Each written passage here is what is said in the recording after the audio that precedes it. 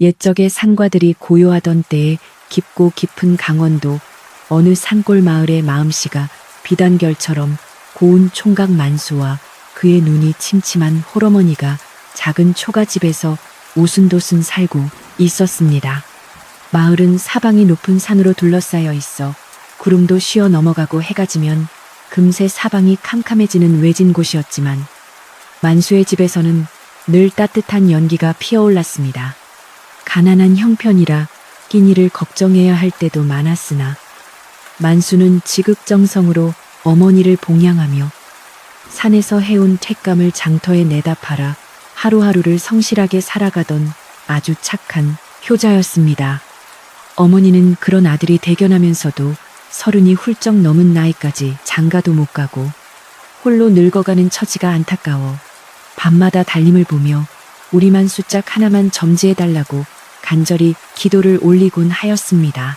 만순의 집은 마을에서도 가장 구석진 곳에 자리 잡고 있었는데 비가 오면 지붕이 새고 바람이 불면 문틈으로 찬 기운이 스며드는 아주 낡은 집이었지만 두 모자의 사랑만은 어느 부잣집 못지않게 깊었습니다. 만수는 매일 새벽같이 일어나 뒷산에 올라가 나무를 한 짐 가득 해오고 어머니는 앞마당의 작은 텃밭을 일구며 소박하게 살아갔으나 늘 마음 한구석에는 채워지지 않는 빈자리가 있었습니다.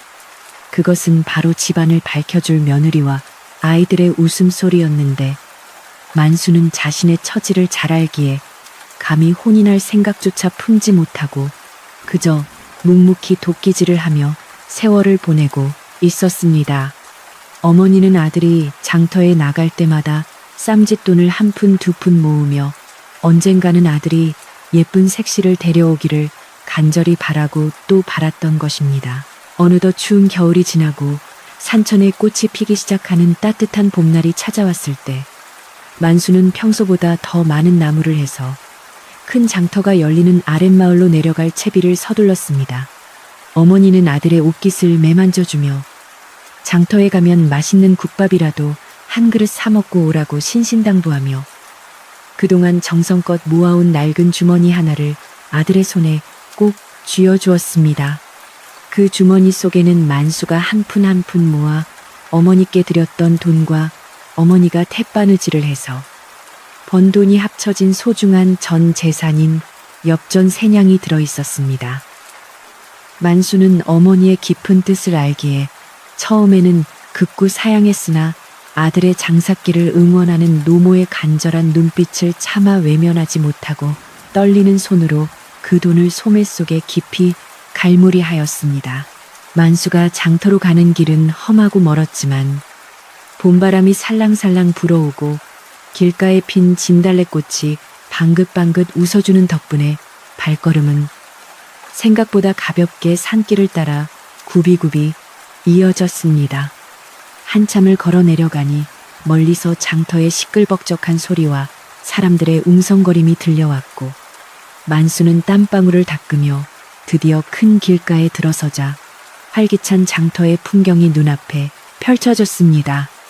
장터에는 온갖 신기한 물건들이 가득했고 맛있는 떡 냄새와 고기 굽는 냄새가 진동하여 사람들의 코끝을 자극했지만 만수는 오로지 나무를 제값에 팔 생각으로 나무 시장이 열리는 곳을 향해 바쁘게 움직였습니다. 다행히도 만수가 해온 나무는 결이 좋고 단단하여 장이 열리자마자 금방 팔려나갔고 만수의 손에는 나무값으로 받은 몇 푼의 돈이 더해졌습니다. 일을 마친 만수는 장터를 한 바퀴 돌아보며 어머니께 드릴 부드러운 떡과 새 버선 한 켤레를 사서 품에 넣고는 기분 좋게 집으로 돌아가려 하던 중 사람들이 구름처럼 몰려있는 곳을 발견했습니다. 호기심에 이끌려 사람들 틈을 비집고 들어가 보니 그곳에는 험상궂게 생긴 한 사내가 남루한 차림의 젊은 처녀를 밧줄로 묶어둔 채 사람들에게 소리를 지르며 흥정을 하고 있었습니다. 사내는 이 처녀가 얼굴은 반반하지만 말도 제대로 못하고 정신이 나간 바보라며 단돈 세냥만 주면 누구에게나 팔겠다고 큰 소리를 쳤고 주위 사람들은 그 처녀를 손가락질하며 낄낄거리고 비웃었습니다. 처녀는 고개를 푹 숙인 채 아무런 대꾸도 하지 않고 바닥만 내려다보고 있었는데 그 모습이 만수의 눈에는 너무나 가엾고 안쓰럽게만 보였습니다. 만수는 차마 그 자리를 떠나지 못하고 처녀의 가냘픈 어깨를 바라보며 저렇게 예쁘장한 처녀가 왜 이런 험한 꼴을 당해야 하는지 마음이 아파서 한참 동안이나 그 자리에 멍하니 서서 지켜보았습니다. 장터 사람들은 바보를 데려다가 어디에 쓰겠냐며 혀를 차기도 하고 어떤 이들은 짐승만도 못한 가격이라며 비아냥거렸지만 그 누구도 처녀를 구해줄 생각은 하지 않은 채 그저 구경거리로만 여기고 있었습니다. 처녀의 눈가에는 눈물이 맺혀 있었고 흙먼지가 묻은 고운 얼굴은 수척해 보였지만 왠지 모를 기품이 느껴지는 듯하여 만수의 마음속에는 이름 모를 떨림과 강한 동정심이 한꺼번에 휘몰아치기 시작했습니다. 만수는 소매 속에 든 엽전 새냥을 만지작거리며 이것이 어머니의 소중한 돈이라는 사실과 눈앞의 처녀를 구해야 한다는 생각 사이에서 갈등했습니다. 사내는 처녀를 거칠게 잡아끌며 얼른 돈을 내고 가져갈 사람이 없느냐고 재촉했고 처녀가 비틀거리며 넘어지려 하자 가차없이 꾸짖는 모습을 본 만수는 더 이상 참지 못하고 사람들 앞으로 성큼 걸어나갔습니다. 만수는 떨리는 목소리로 여기 새냥이 있으니 이 처녀를 나에게 팔라고 말하며 어머니가 주신 소중한 주머니를 사내에게 건네주었고 주변 사람들은 만수를 미친 사람 보듯 쳐다보며 수군거렸습니다.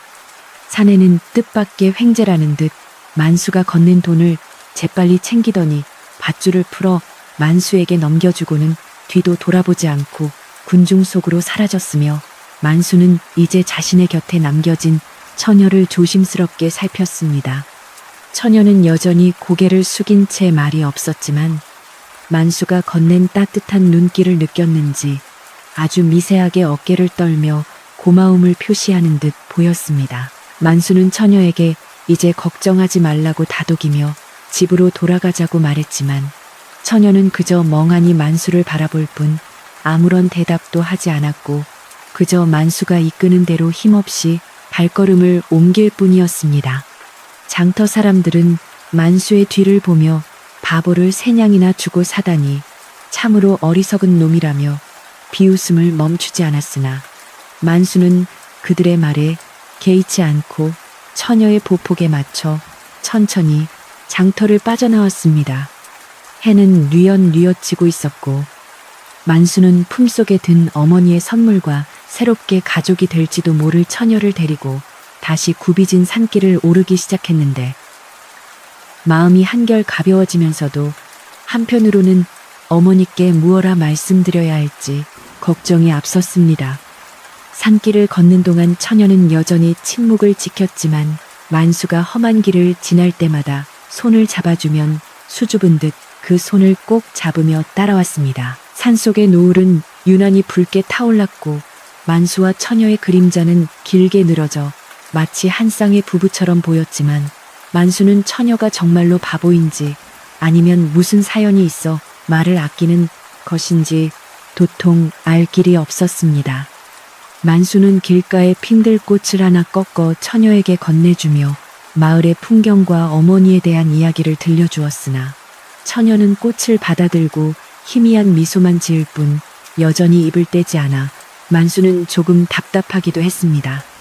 하지만 처녀의 맑고 깊은 눈망울을 가만히 들여다보고 있으면 세상의 풍파를 다 겪은 듯한 깊은 슬픔과 함께 선량한 기운이 느껴져 만수는 자신이 내린 결정이 결코 틀리지 않았음을 가슴 깊이 확신하게 되었습니다. 두 사람은 밤이 깊어서야 마을 어귀에 도착했고 만수는 집마당에서 등불을 켜고 자신을 기다리고 있을 어머니의 모습을 떠올리며 발걸음을 재촉했습니다. 마을 사람들은 달밤에 처녀를 데리고 들어오는 만수를 보고 깜짝 놀라며 저 처녀가 누구냐고 물었지만 만수는 그저 웃으며 나중에 말씀드리겠다고 대답하고는 서둘러 집마당으로 들어서자 노모가 지팡이를 짚고 마중을 나왔습니다.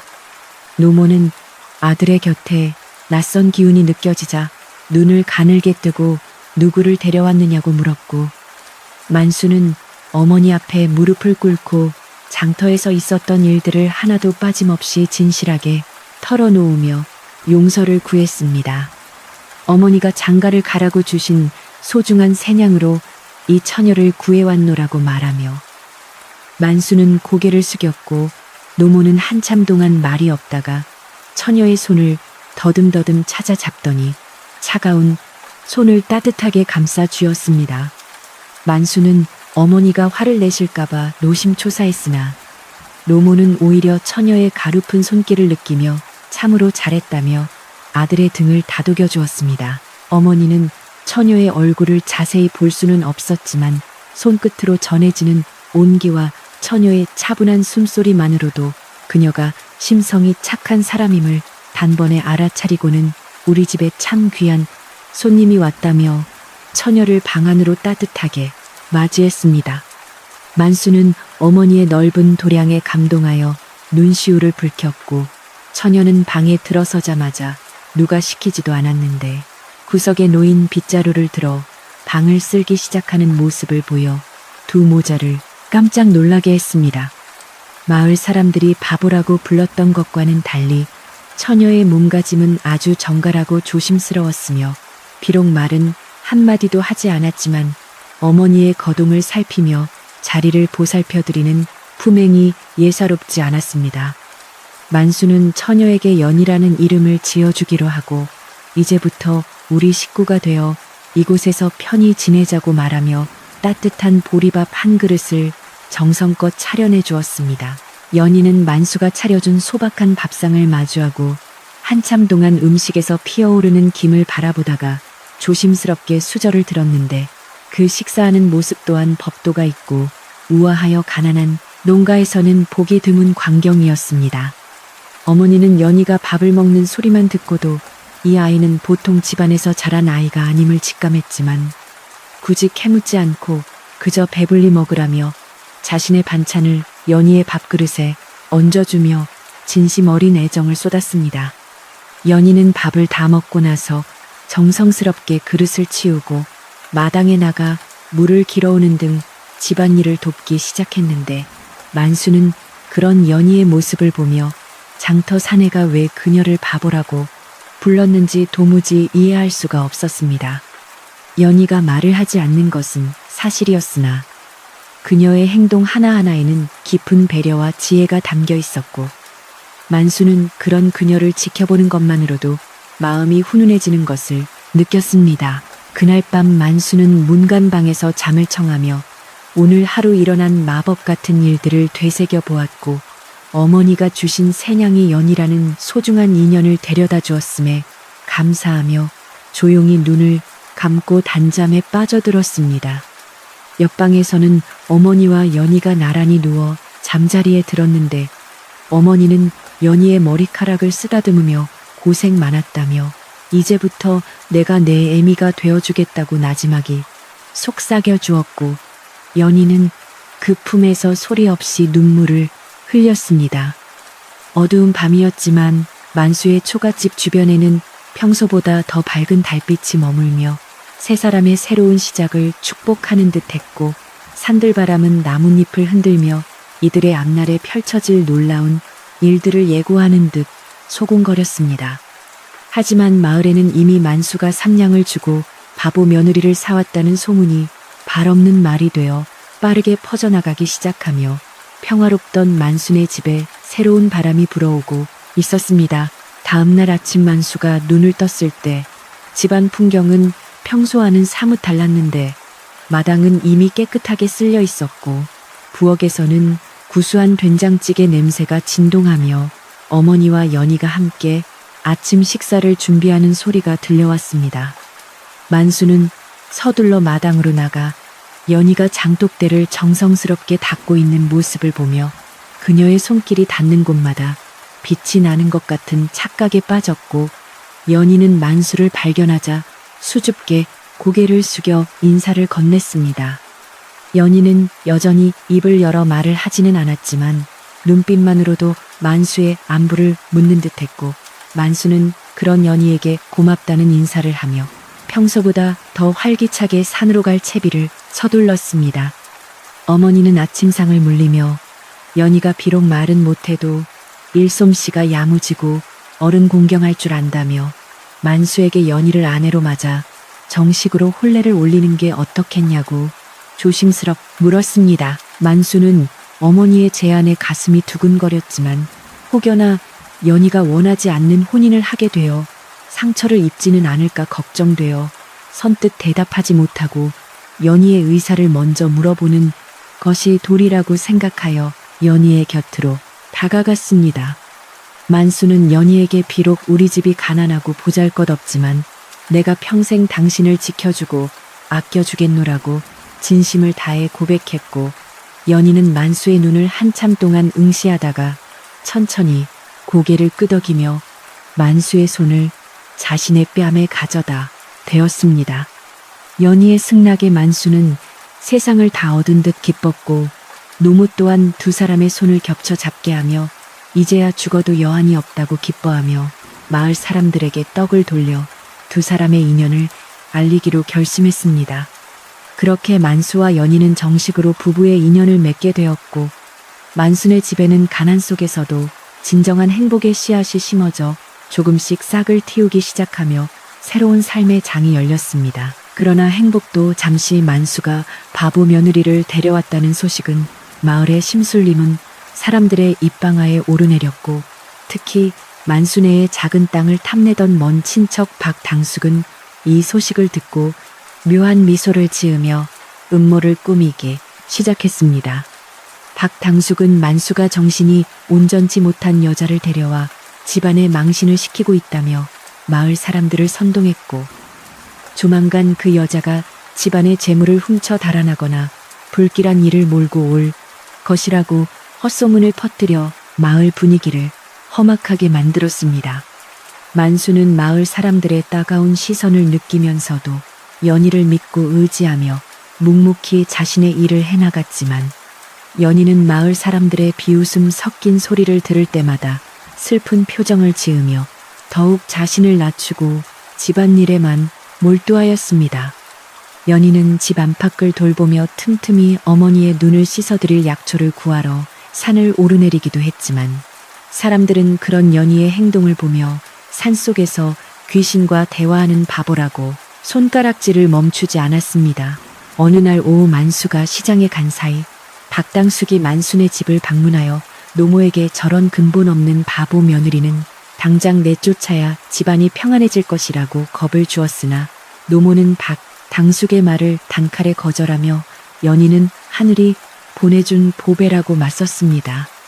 박당숙은 노모의 강경한 태도에 당황하면서도 속으로는 언젠가 연희의 허물을 잡아 반드시 내쫓고 만수네 집안을 소나귀에 넣겠다는 검은 야욕을 버리지 않은 채 분한 마음을 품고 돌아갔습니다. 연희는 담벼락 너머로 박당숙의 목소리를 들으며 자신의 존재가 남편과 시어머니에게 짐이 되는 것은 아닌지 깊은 고민에 빠졌지만, 만수가 돌아와 그녀의 손을 꼭 잡아주자 다시 용기를 내어 가족을 위해 헌신하기로 마음 먹었습니다. 마을 사람들의 무시와 박당숙의 괴롭힘 속에서도 만수와 연희의 사랑은 더욱 단단해져 갔고, 연희는 밤마다 아무도 모르게 마당 한 구석에서 정화수를 떠놓고 가족의 안녕을 비는 기도를 올리며 자신의 정체를 조금씩 숨긴 채 살아가고 있었습니다.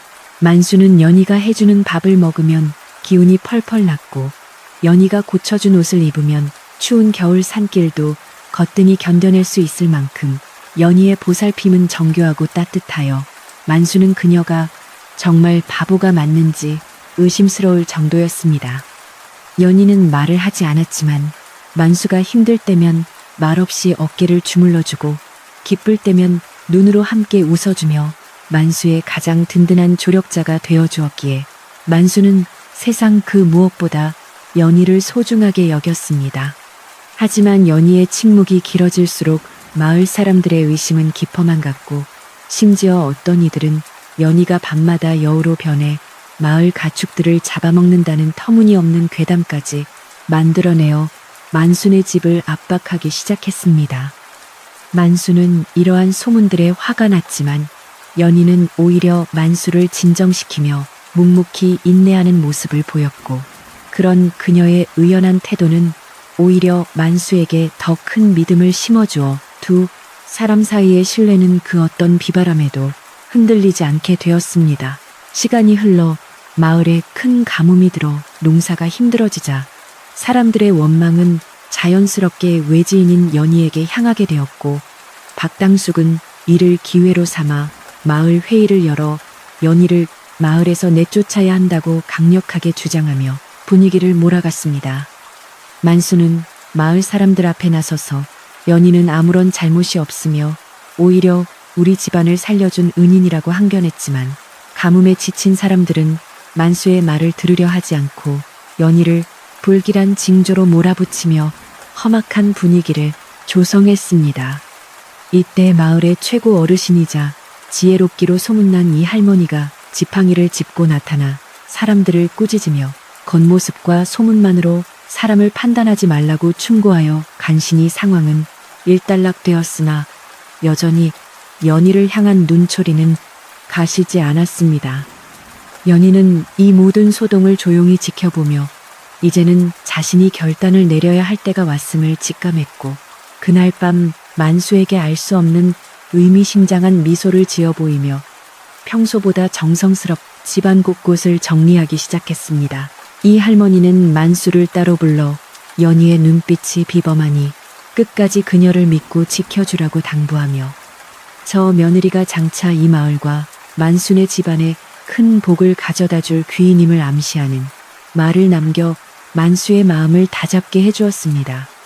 만수는 이 할머니의 말씀을 가슴 깊이 새기며 연희가 바보가 아니라는 확신을 더욱 굳게 가졌고, 연희가 가진 진실이 무엇이든 그녀가 자신의 아내라는 사실에는 변함이 없음을 다짐하며 그녀의 곁을 든든히 지켰습니다. 연희는 그날 이후 조금씩 자신의 능력을 발휘하기 시작했는데, 신기하게도 연희가 만진 씨앗은 가뭄 속에서도 싹을 틔우고 연희가 길어온 물은 마르지 않아 만순의 텃밭만은 푸르름을 유지하는 기적이 일어났습니다.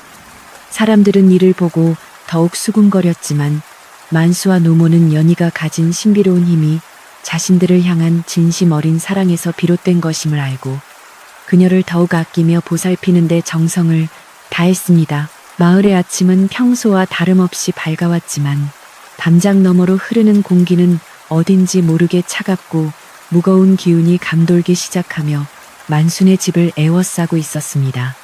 만수가 장터에서 삼냥이라는 큰 돈을 들여 데려온 며느리에 대한 이야기는 이제 마을 사람들의 가장 큰 얘깃거리가 되었고, 사람들은 저마다 한마디씩 보태며 소문을 부풀려 나갔습니다.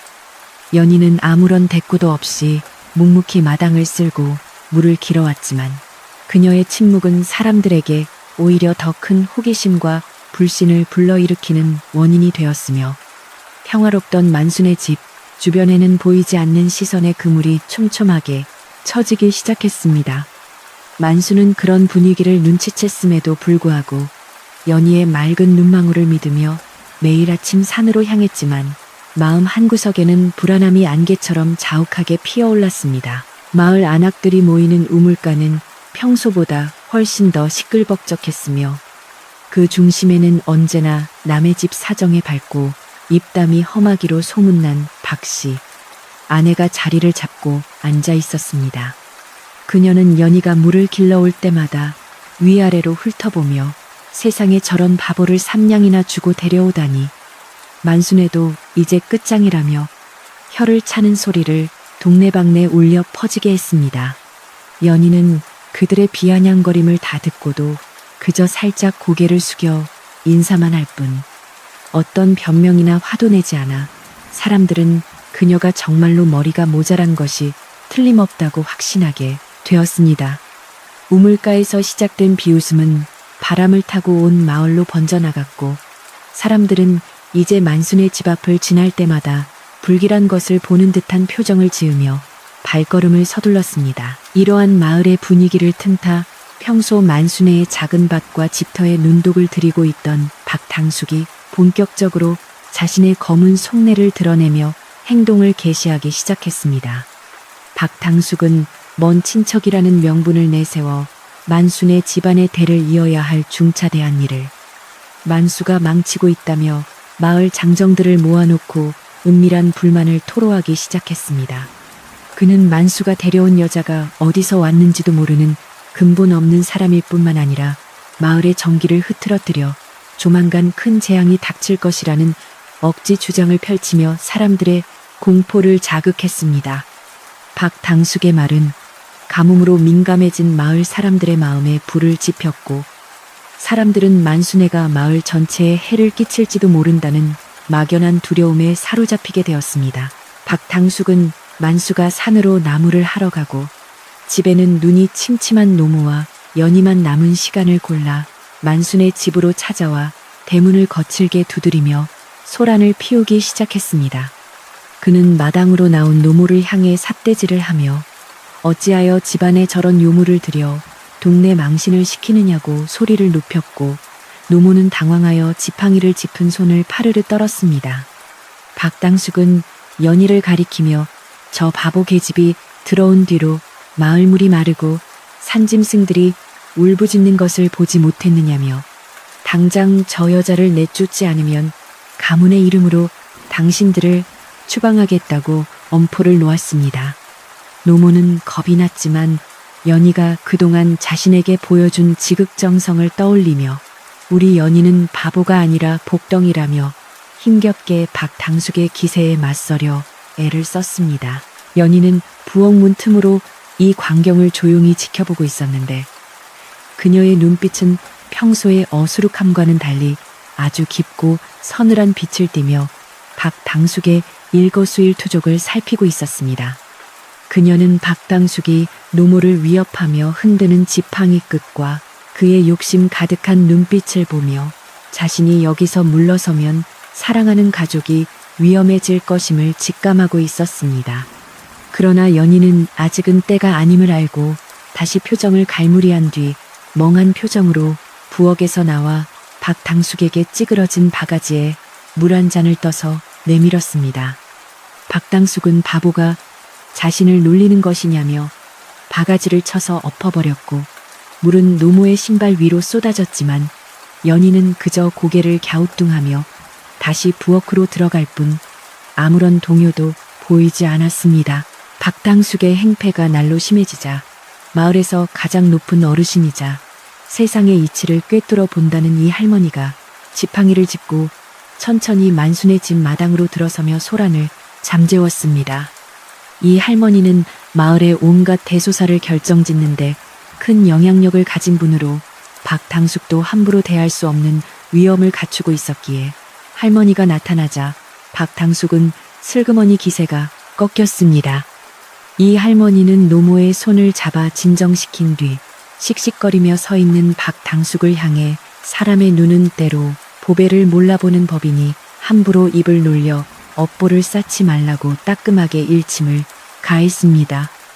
할머니의 목소리는 낮고 조용했지만 마당 가득 울려 퍼지는 힘이 있었고 박당숙은 분한 마음을 억누르며 나중에 두고 보자며 씩씩대며 만순의 집을 빠져나갔습니다. 이 할머니는 박당숙이 나간 뒤 연희를 가만히 불러 세우고는 한참 동안 그녀의 얼굴을 들여다보았는데 연희는 할머니의 시선을 피하지 않고 맑고 깊은 눈으로 마주보았습니다. 할머니는 무언가 깨달은 듯 희미한 미소를 지으며 노모에게 이 아이는 겉으로는 비어 보이나 안으로는 꽉 찬 달과 같으니 누가 뭐라 해도 끝까지 믿고 품어주라고 나짐하기 조언했습니다. 이 할머니는 며느리의 손끝에 묻은 흙과 그녀가 닦아놓은 장독대의 광택을 보며 이것은 평범한 바보의 솜씨가 아니라 아주 깊은 정성과 지혜를 가진 사람만이 할 수 있는 일임을 단번에 알아보았습니다.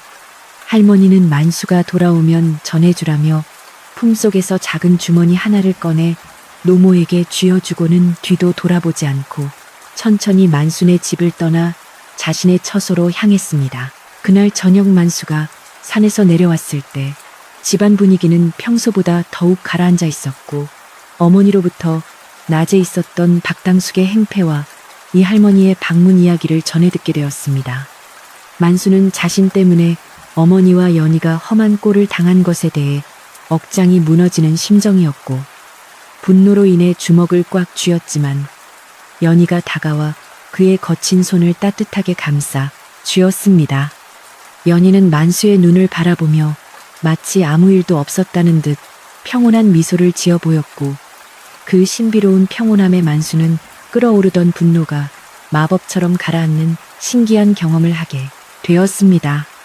만수는 연희에게 미안하다는 말과 함께 어떤 일이 있어도 너를 지켜주겠다고 굳게 약속했고 연희는 고개를 끄덕이며 만수의 옷에 묻은 흙먼지를 정성스럽게 털어주며 묵묵히 저녁상을 차렸습니다. 만수네 집마당 한 구석에는 작은 텃밭이 하나 있었는데 기이하게도 마을의 다른 밭들은 가뭄으로 타 들어가고 있었지만 연희가 돌보는 이 밭만은 이슬을 머금은 듯 싱싱한 초록빛을 잃지 않았습니다. 사람들은 이것을 두고 연희가 요술을 부린다거나 산귀신과 내통하여 물을 훔쳐온다는 식의 괴소문을 퍼뜨렸지만 만수는 연희가 매일 새벽 아무도 모르게 산 너머 깊은 계곡에서 물을 길어오는 것을 알고 있었습니다. 연희는 남들이 자는 시간에 험한 산길을 오가며 가족을 위해 헌신하고 있었지만 사람들은 그런 노력은 보지 못한 채 그저 눈에 보이는 기이한 현상만을 두고 연희를 비난하기 바빴습니다. 만수는 연희의 발목에 난 상처를 보며 가슴이 아팠으나 연희는 오히려 만수를 안심시키며 자신이 기른 채소를 정성껏 다듬어 마을 사람들에게 조금씩 나누어 주려 애썼습니다. 하지만 연희의 호의는 마을 사람들에게 전해지지 않았고 오히려 사람들은 바보가 주는 것은 먹으면 탈이 난다며 그녀가 건네는 채소를 바닥에 내팽개치거나 만수네 집 앞에 가져다 버리는 무례한 행동을 일삼았습니다. 박당숙은 이러한 민심을 교묘하게 이용하여 만수네 집안이 마을의 수기를 빼앗아가고 있으니 당장 연희를 결박하여 마을 재단 앞에 세워야 한다고 선동하며 분위기를 험악하게 몰아갔습니다. 마을 청년들은 박당숙의 가모니설에 속아 밤마다 만수네 집 주변을 서성이며 위협적인 소리를 질러댔고 노모는 밤잠을 설치며 두려움에 떨어야 했지만 연희는 여전히 침착함을 유지했습니다. 연희는 밤마다 마당에 정화수를 떠놓고 하늘을 향해 무언가 간절히 비는 듯한 몸짓을 보였는데 그 모습이 너무나 고결하고 기품이 있어 만수는 그녀가 정말 천상에서 내려온 선녀가 아닐까 생각할 정도였습니다. 어느 날 밤 만수는 잠결에 부엌에서 들려오는 이상한 소리에 눈을 떴고 조심스럽게 문틈으로 들여다보니 연희가 달빛 아래서 낡은 비단 조각에 무언가를 수놓고 있는 장면을 목격하게 되었습니다.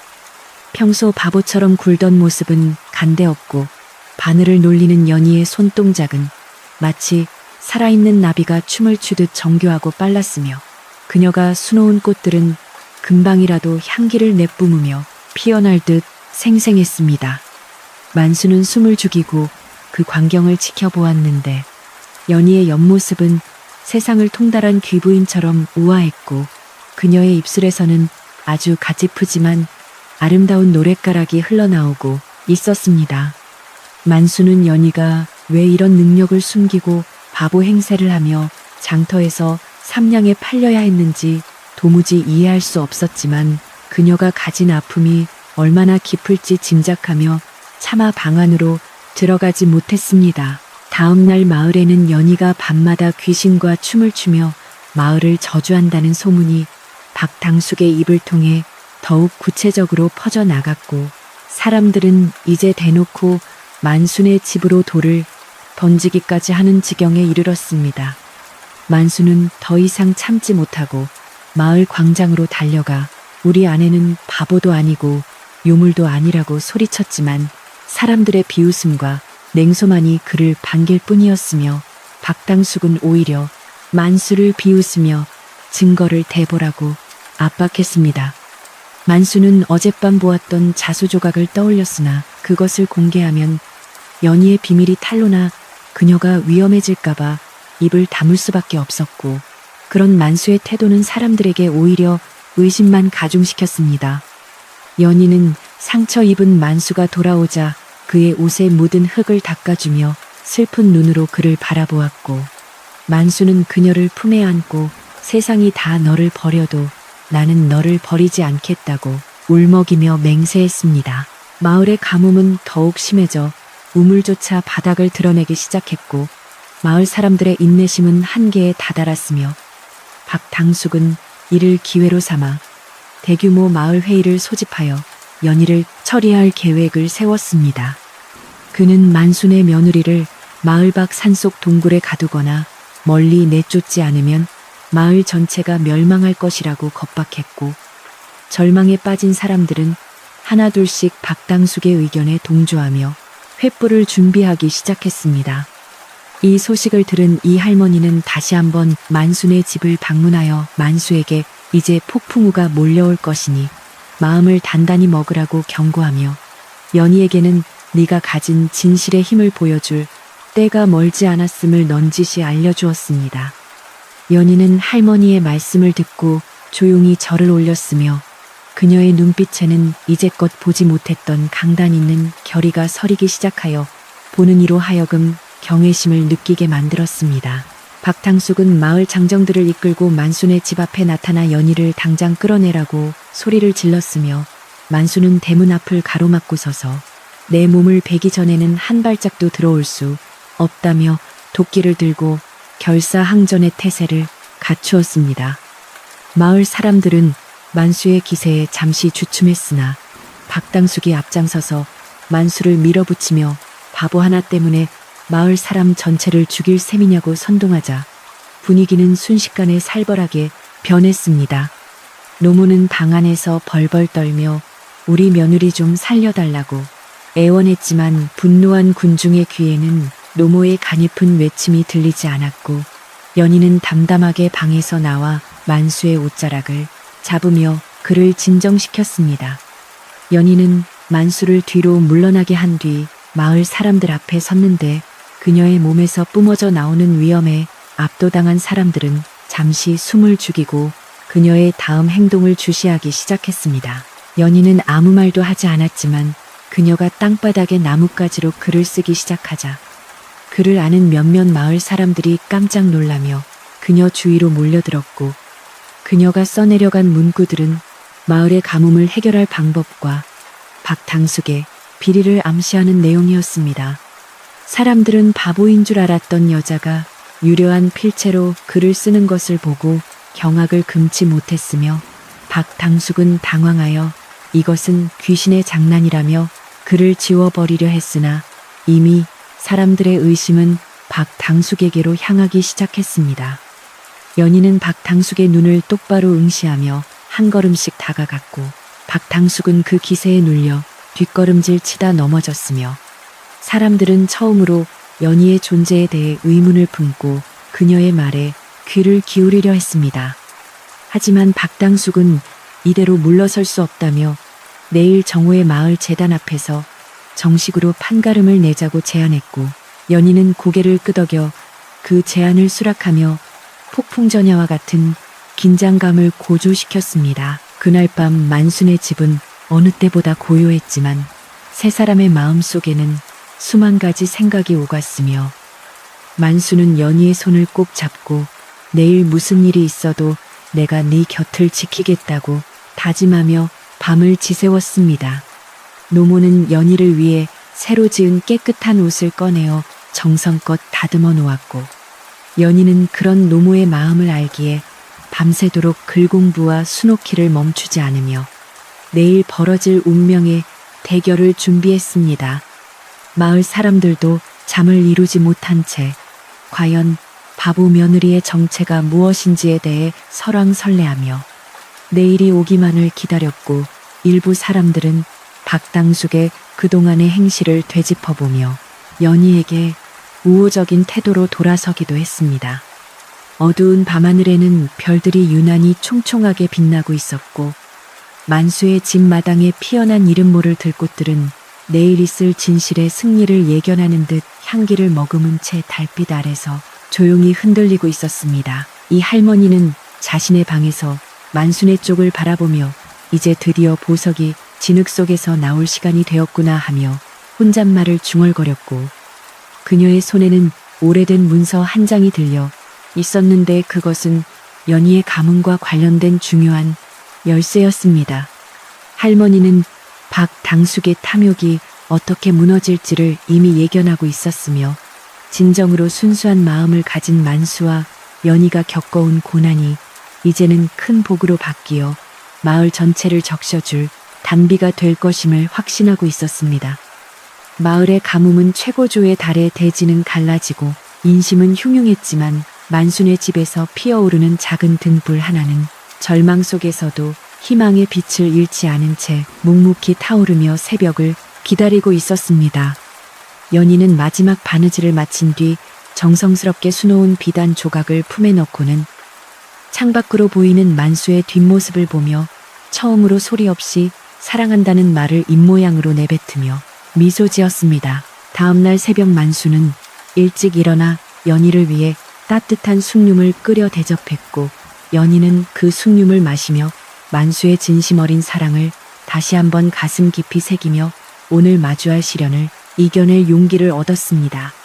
노모는 연희의 머리를 정성스럽게 빗겨주며 오늘 어떤 결과가 나오든 너는 내 딸이고 내 며느리이니 절대 기죽지 말라고 단단히 일러주었고 연희는 노모의 품에 잠시 머리를 기대며 따뜻한 가족의 온기를 느꼈습니다. 마을 곳곳에서는 벌써부터 사람들이 제단으로 모여드는 소리가 들려왔고 박당숙은 마을 사람들을 선동하기 위해 일찍부터 목소리를 높이며 연희를 죄인으로 몰아세울 만반의 준비를 마치고 의기양양하게 제단 앞에 자리를 잡았습니다. 만순의 가족은 비장한 각오를 다지며 집을 나섰고 연희는 평소의 누더기가 아닌 노모가 준비해준 정갈한 옷을 차려입고 한 걸음 한 걸음 품위 있게 마을 광장을 향해 걸어 나갔습니다.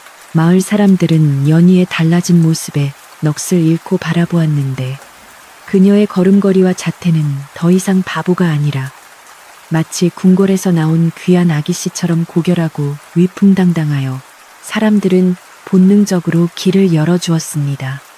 박당숙은 연희의 기세에 압도당해 당황한 기색이 역력했으나 이내 정신을 차리고 마을 사람들에게 저 요염한 자태를 보라며 사람들을 현혹하는 술수라고 소리를 질러 분위기를 다시 반전시키려 애를 썼습니다.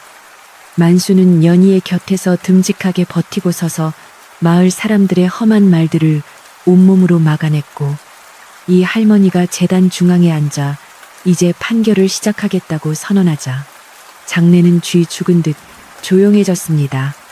하늘은 구름 한 점 없이 맑았지만 공기는 무겁게 가라앉아 금방이라도 무슨 일이 터질 듯 긴장감이 팽팽하게 흐르는 가운데 연희가 드디어 사람들 앞에 서서 천천히 입을 열 준비를 마쳤습니다. 연희가 품속에서 어젯밤 수놓은 비단 조각을 꺼내 들어 보이자 그 찬란한 색채와 정교함에 마을 사람들은 탄성을 자아냈고 그 자수 속에는 마을의 지형과 숨겨진 물길의 위치가 아주 세밀하게 표현되어 있어 모두를 놀라게 했습니다. 그녀는 여전히 말을 아끼는 듯 했으나 비단에 적힌 글귀들을 통해 자신이 누구인지 그리고 이 마을의 가뭄을 어떻게 해결할 수 있는지를 명확하게 제시하며 박당숙의 거짓된 주장을 하나하나 무너뜨리기 시작했습니다. 박당숙은 그것이 조작된 것이라며 비단을 빼앗으려 했지만 만수가 이를 가로막았고 마을 어르신들이 비단을 자세히 살펴보더니 이것은 예사로운 솜씨가 아니라며 연희의 비범함을 인정하기 시작했습니다. 박당숙의 얼굴은 흑빛으로 변해갔고 연희의 눈빛은 더욱 강하게 빛나며 진실이 밝혀질 순간이 코앞으로 다가왔음을 마을 전체에 선포하는 듯 장엄한 분위기를 자아내며 제2부의 막이 서서히 내려가고 있었습니다. 마을 재단 앞에 모인 사람들의 웅성거림은 시간이 갈수록 더욱 커져만 갔고 박당숙의 얼굴에는 당혹감과 분노가 뒤섞여 묘한 경련이 일어났으며 그는 연희의 기세에 눌려 헛기침을 하며 분위기를 반전시키려 애를 썼습니다. 연희가 내보인 자수 조각에는 마을의 지형뿐만 아니라 아주 오래전 잊혀졌던 물줄기의 흐름이 마치 살아있는 용의 비늘처럼 정교하게 그려져 있어 노련한 농사꾼들도 넋을 잃고 바라볼 수밖에 없었으며 그 정교함에 찬탄을 금치 못했습니다.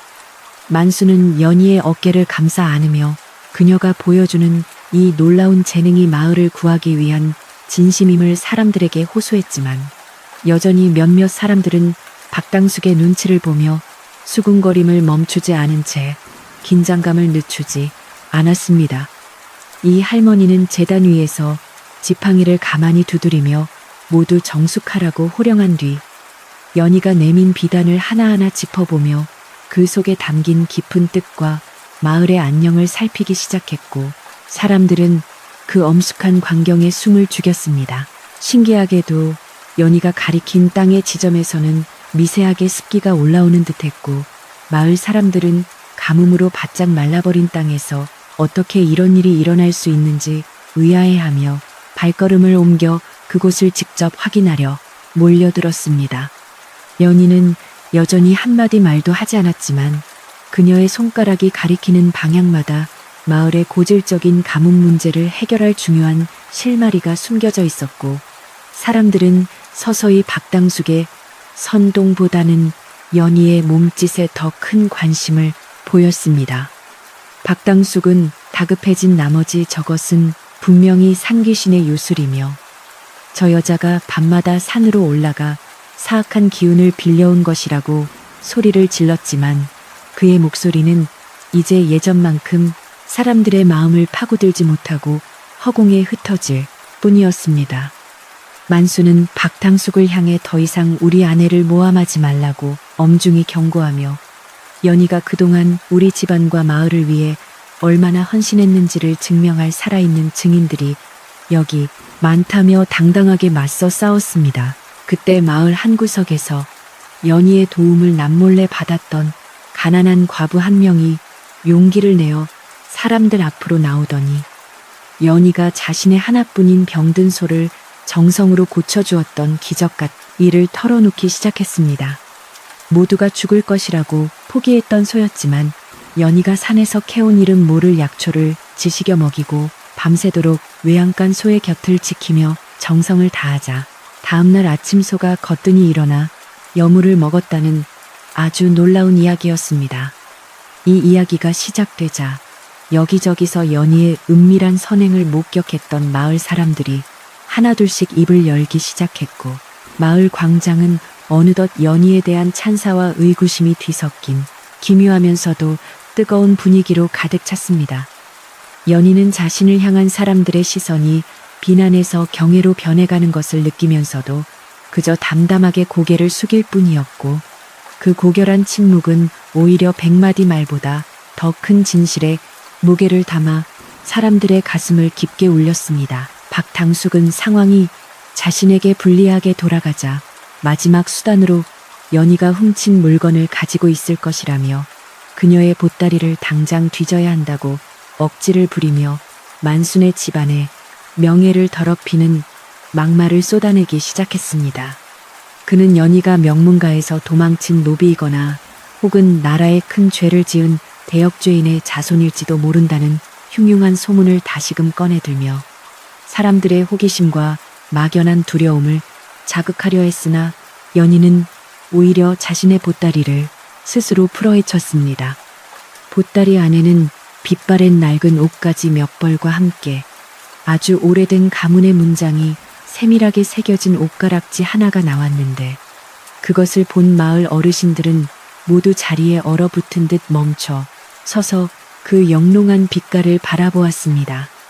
그것은 전설 속의 명문가인 이 판서댁의 갑오로 널리 알려진 아주 귀한 물건이었으며 연희가 단순한 바보가 아니라 아주 높은 신분의 자제였을지도 모른다는 사실이 마을 전체에 엄청난 충격을 안겨주었습니다.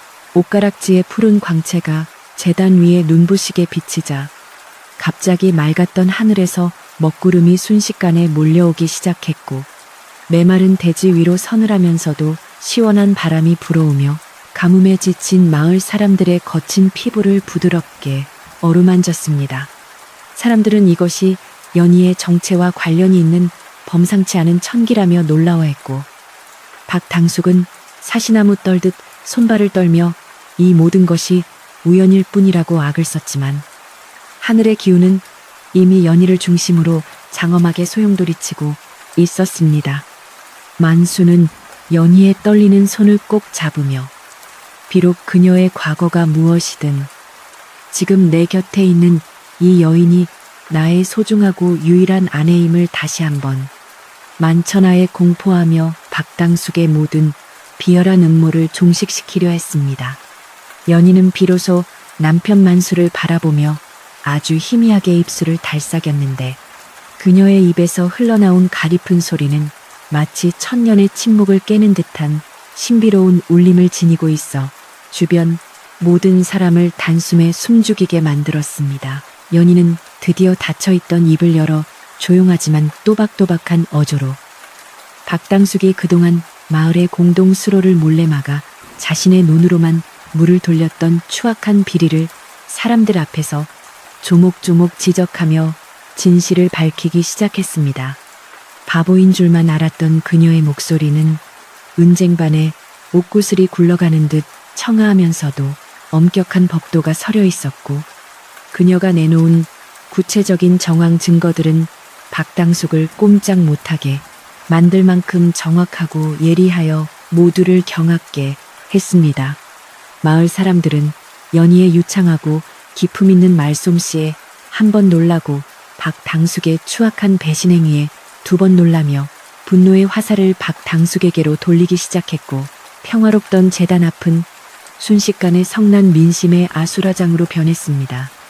만수는 아내의 놀라운 변신에 잠시 넋을 잃었지만 이내 그녀의 뒤를 든든하게 받쳐주며 거짓과 탐욕으로 가득 찬 박당숙의 가면을 벗겨내는 정의로운 과정을 엄숙하고 단호한 표정으로 끝까지 지켜보았습니다.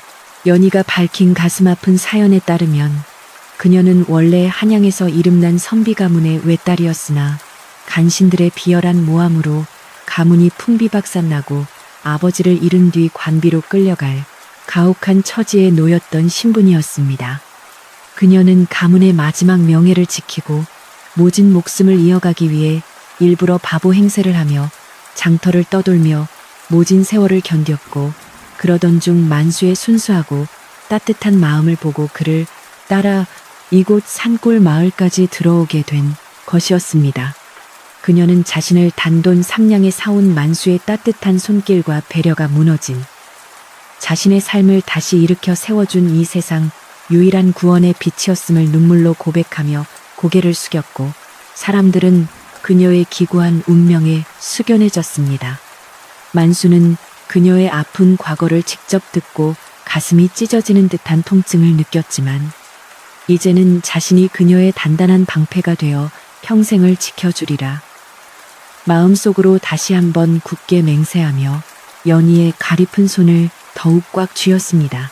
마을 사람들은 연희의 고귀한 정체가 밝혀지자 그동안 그녀를 함부로 무시하고 돌을 던졌던 자신들의 어리석은 행동을 진심으로 부끄러워하며 고개를 숙였고 몇몇 안악들은 그녀의 모진 고난에 공감하며 옷소매로 눈물을 훔쳤습니다. 연희는 자신을 핍박했던 마을 사람들을 원망하기보다는 가뭄으로 고통받는 마을의 앞날을 먼저 걱정하며 자신이 가진 지식을 동원해 마을의 잃어버린 물길을 되찾는 비책을 아주 친절하고 상세하게 설명해 주었습니다. 그녀의 너그러운 마음씨는 박당숙의 옹졸하고 비겁한 탐욕과 너무나 극명한 대조를 이루었으며 사람들은 진정한 귀족이란 겉으로 보이는 신분이 아니라 그 깊은 마음가짐에서 나오는 것임을 비로소 뼈저리게 깨닫게 되었습니다. 박당숙은 최후의 궁지에 몰리자 연희가 가진 옷가락지를 빼앗아 달아나려 했으나 이를 지켜보던 마을 장정들에게 단숨에 붙잡혀 재단 밑으로 내팽개쳐졌고 그의 몰락은 마을에 정의가 살아있음을 보여주는 상징적인 장면이 되었습니다.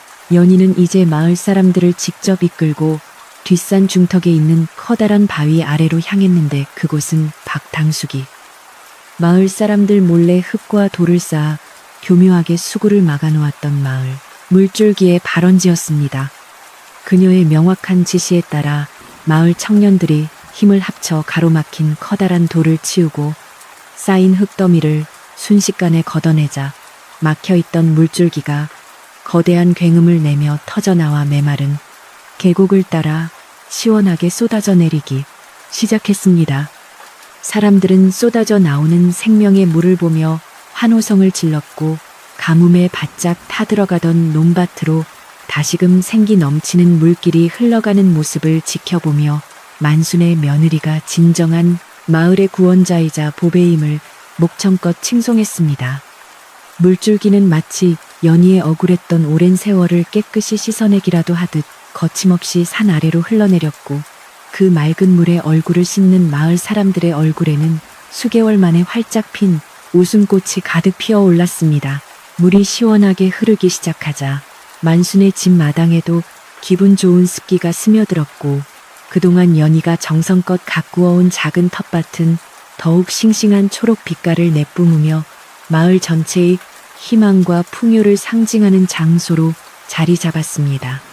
노모는 아들의 든든한 부축을 받아 마을 물가로 나와 시원한 물소리를 들으며 우리 며느리가 정말 큰일을 해냈다며 기쁨과 감격의 눈물을 하염없이 흘렸고 연희는 그런 노모를 따뜻하게 안아드리며 지극한 효심을 다했습니다. 마을 사람들은 이제 연희를 바보 며느리가 아니라 지혜로운 현부 혹은 하늘이 마을에 내린 귀한 며느리라 부르며 존경의 눈빛으로 바라보았고 만순의 초가집은 더 이상 가난하고 초라한 집이 아니라 마을의 보배가 머무는 성소처럼 여겨졌습니다. 연희는 사람들의 쏟아지는 칭찬에도 결코 자만하지 않고 평소처럼 정갈하게 앞치마를 두르고 부엌으로 들어가 마을 사람들을 위한 시원한 냉수와 소박한 음식을 준비하며 변함없는 겸손한 태도를 유지했습니다. 반면 박당숙은 마을 사람들로부터 완전히 외면당한 채 차가운 땅바닥에 주저앉아 자신이 저지른 과오를 뒤늦게 후회했지만 이미 멀리 돌아선 민심을 되돌리기에는 너무나 늦어버린 비참한 상태에 놓이게 되었습니다. 그는 자신이 탐냈던 만순의 땅과 집터가 이제는 감히 자신이 넘볼 수 없는 고결한 장소가 되었음을 깨닫고 절망했으며 마을 어르신들은 박당숙을 마을에서 영원히 추방할지 아니면 용서를 베풀지를 두고 심각한 논의에 들어갔습니다. 연희는 박당숙에 대한 처분을 오로지 마을 어르신들의 지혜로운 결정에 맡기겠다고 말하며 개인적인 복수심보다는 마을의 평화와 화합을 먼저 생각하는 대인배의 풍모를 보여주어 사람들을 다시 한번 깊이 감동시켰습니다. 만수는 연희의 이러한 너그러운 결단이 마을의 진정한 평화를 가져오는 소중한 밑거름이 될 것임을 알기에 그녀의 모든 의견을 전적으로 지지하며 그녀의 곁을 묵묵히 지키는 듬직한 남편의 역할을 훌륭히 수행했습니다. 산에서 내려온 물이 마을 수로를 타고 흐르기 시작하자 마을의 공기는 눈에 띄게 부드럽고 촉촉해졌으며 사람들은 저마다 자신의 집으로 돌아가 가뭄으로 멈춰버린 소박한 일상을 다시 시작하며 활기를 되찾기 시작했습니다.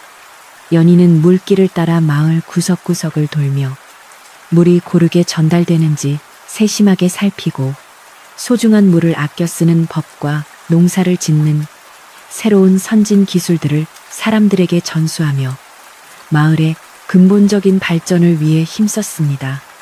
그녀의 손길이 닿는 곳마다 새로운 생명력이 힘차게 싹트는 듯했고 마을 사람들은 이제 연희의 말이라면 콩으로 메주를 캤다 해도 믿을 만큼 그녀에 대한 절대적인 신뢰와 애정을 보내게 되었습니다. 만수는 연희와 함께 마을을 돌며 아내의 뛰어난 지혜가 마을을 변화시키는 아름다운 과정을 지켜보았고 자신이 삼냥을 주고 사온 이 소중한 인연이 인생에 얼마나 큰 축복이었는지를 매 순간 실감하며 행복한 나날을 보냈습니다. 하지만 연희의 마음 한구석에는 여전히 해결하지 못한 과거의 깊은 상처와 억울하게 무너진 가문의 명예를 회복해야 한다는 무거운 책임감이 남아 있었고, 그녀는 밤마다 홀로 등잔 밑에서 서류를 정리하며 미래를 도모했습니다.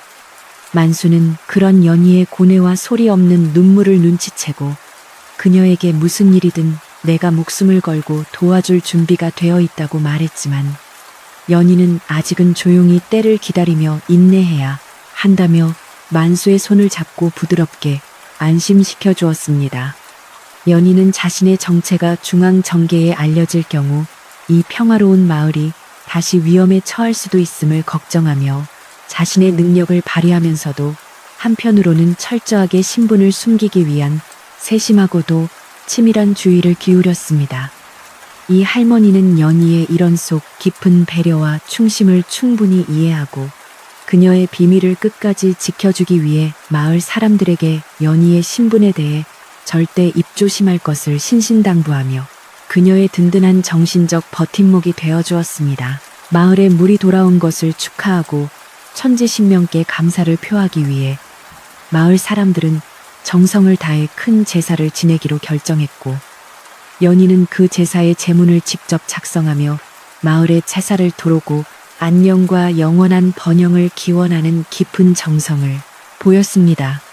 그녀가 쓴 제문은 하늘의 마음을 움직일 만큼 아름답고 감동적이었으며, 마을 사람들은 연희가 쓴 한자 한자의 글자를 보며 다시 한번 그녀의 학문적 깊이와 문학적 소양의 경탄을 금치 못하며 고개를 절레절레 흔들었습니다.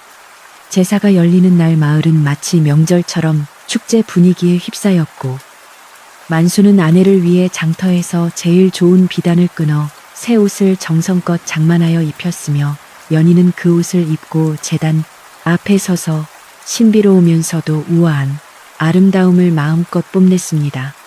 제사는 엄숙하고 순조롭게 진행되었고, 연희의 간절한 기도가 하늘에 닿았는지 제사가 끝나자마자 기다렸다는 듯 시원한 소나기가 내리기 시작하여 가뭄의 마지막 흔적까지 완전히 씻어내 버리는 기적이 다시금 일어났습니다. 하늘에서 내리는 소나기는 대지를 촉촉하게 적시며 시들어가는 농작물들에게 강한 생기를 불어넣었고, 사람들은 빗속에서 춤을 추며 만순의 며느리가 가져온 복을 만끽하며 기쁨과 감사의 함성을 크게 질렀습니다. 연희는 쏟아지는 빗줄기를 맞으며 조용히 하늘을 우러러 보았고, 그녀의 맑은 얼굴에는 그동안 가슴속에 켜켜이 쌓였던 모든 근심과 슬픔이 비와 함께 깨끗이 씻겨 내려가는 듯한 아주 평온하고 눈부신 미소가 감돌았습니다. 만수는 아내에게 커다란 삿갓을 씌워주며 비에 젖지 않게 세심하게 배려했고, 두 사람이 빗속에서 서로를 마주보며 웃는 모습은 한 폭의 수묵화처럼 아름다워 이를 지켜보던 마을 사람들의 따뜻한 부러움을 자아냈습니다. 노무는 방 안에서 들려오는 시원한 빗소리를 들으며 연신 고맙고 또 고맙다며 중얼거렸고, 만순의 집은 이제 가난과 멸시의 어두운 그늘을 완전히 벗어나 마을에서 가장 존경받고 사랑받는 으뜸가는 집안으로 거듭나게 되었습니다. 비가 거세게 내리는 가운데 박당숙은 초라하고 비참한 모습으로 만순의 집마당으로 다시 들어와 무릎을 꿇고 자신의 지은 죄를 뜨거운 눈물로 빌며 용서를 구하는 아주 비굴하고 처량한 태도를 사람들 앞에서 보였습니다. 그는 연희의 발치에 엎드려 제발 목숨만은 살려달라고 애걸복걸했으며, 마을 사람들은 그를 당장 가차없이 마을 밖으로 내쫓아야 한다고 소리 높였지만, 연희는 잠시 깊은 침묵을 지킨 뒤 떨고 있는 박당숙을 향해 천천히 입을 열었습니다. 연희는 박당숙에게 당신의 그 끝없는 탐욕이 자칫 마을 전체를 죽일 뻔했으나 이제 하늘이 자비로운 비를 내려주었으니 그 빗물에 당신의 검은 마음도 깨끗이 씻어내고 다시는 이런 파렴치한 짓을 하지 말라고 준엄하게 꾸짖었습니다. 그녀는 박당숙에게 당분간 마을의 온갖 드문 일을 도맡아 하며 진심으로 속죄할 마지막 기회를 주기로 결정했고, 마을 사람들은 연희의 바다와 같이 넓은 포용력에 다시 한번 고개를 숙이며 그녀를 진심으로 존경하게 되었습니다. 마을의 커다란 문제들이 하나씩 순조롭게 해결되어 가고 있었지만, 연희는 자신의 실제 정체가 세상에 알려져 남편 만수와 시어머니가 관가에 끌려가 고초를 겪게 될까봐 남몰래 깊은 고민에 빠져 밤잠을 설치는 날이 점차 많아졌습니다. 그녀는 언젠가 한양에서 자신을 잡으러 오는 관원들이 이 평화로운 마을에 들이닥칠지도 모른다는 막연한 공포를 안고 살았기에 항상 마을 어귀를 유심히 살피며 외부인에 대한 경계를 늦추지 않는 치밀하고도 조심스러운 모습을 보였습니다. 만수는 그런 연희에 보이지 않는 긴장감을 섬세하게 느끼고는 그녀를 뒤에서 따뜻하게 안아주며 어떤 험한 일이 닥쳐도 내가 당신의 이름과 소중한 목숨을 끝까지 지켜줄 것이니 혼자서 모든 무거운 짐을 지려 하지 말라고 진심으로 다독여 주었습니다. 연희는 만수의 단단한 품 안에서 비로소 진정한 안식을 찾으며 자신이 스스로 선택한 이 산골 마을의 삶이 비록 소박할지라도 그 안에는 진정한 인간의 도리와 고귀한 사랑이 있음을 다시금 확인하며 새로운 힘을 얻었습니다. 하지만 연희에 대한 신비로운 소문은 마을 담장을 넘어 이웃 고을로, 그리고 점차 팔도강산 전체로 빠르게 퍼져나가기 시작했고, 신비로운 바보 며느리에 대한 기이한 이야기는 사람들의 입을 타고 멀리 한양대궐까지 전달되기 시작했습니다. 고을 사또는 이 범상치 않은 소문을 전해 듣고 직접 만순의 마을을 방문하여 연희의 정체를 확인하려 행차를 서둘렀으며, 마을 사람들은 갑작스러운 사또의 행차 소식에 당황하여 연희를 어디론가 숨겨야 할지 아니면 당당히 맞설지 고민에 빠졌습니다. 연희는 도망치기보다는 오히려 정갈하게 온 매무새를 가다듬고 당당하게 사또를 맞이하기로 결심했고, 그녀의 정갈한 몸가짐과 논리 정연하고 품격 있는 대화술은 사또를 단숨에 압도하여 그가 함부로 그녀를 대하지 못하게 만드는 위력을 발휘했습니다. 사또는 연희의 비범한 기계를 보고 그녀가 결코 평범한 백성이 아님을 직감했지만, 그녀가 보여준 선한 영향력과 마을 사람들의 하나된 옹호에 감동하여 그녀의 비밀을 끝까지 묵인해 주기로 굳게 약속했습니다. 사또의 방문이 무사히 끝난 이후 만수는 연희의 존재가 자신에게 얼마나 과분하고 귀한 선물인지 다시 한번 뼈저리게 깨닫게 되었고, 그녀를 위해 더 열심히 땀 흘려 일하여 누구보다 번듯하고 화목한 가정을 꾸리겠다는 목표를 더욱 확고히 세웠습니다. 연희는 만수의 변함없는 성실함과 우직한 정직함을 보며 자신이 억울하게 잃어버렸던 가문의 자긍심을 만수의 진실한 사랑 안에서 다시 발견하고 있었으며, 두 사람의 부부에는 시간이 갈수록 깊은 물줄기처럼 더욱 단단해져만 갔습니다. 마을 아이들은 이제 연희의 뒤를 졸졸 따라다니며 자신들에게도 예쁜 글을 가르쳐달라고 천진하게 조르기도 하고, 마을 안악들은 그녀의 정교한 자수 기법을 배우기 위해 만순의 집 문턱이 닳도록 부지런히 드나들며 활발한 교류를 이어갔습니다. 만순의 집은 이제 단순한 주거지가 아니라 마을의 교육과 문화가 피어나는 중심지가 되었고, 연희는 자신의 뛰어난 재능을 아낌없이 나누어주며 마을 전체의 품격과 자부심을 높이는 데 아주 결정적인 기여를 하였습니다. 그러던 어느 고요한 밤, 연희는 만수에게 조심스럽게 자신이 품고 있던 마지막 중대한 비밀에 대해 모든 것을 털어놓기로 결심했고, 달이 밝게 비치는 밤 두 사람은 뒷산 비밀스러운 장소에 마주 앉아 진지하고도 긴장된 대화를 나누기 시작했습니다. 연희는 자신이 품속 깊이 소중하게 간직하고 있던 가문의 복권에 반드시 필요한 결정적인 증거 문서들이 담긴 작은 비밀함을 만수에게 보여주며, 이것이 언젠가 세상의 밝은 빛을 보게 될 날이 반드시 올 것임을 예고했습니다.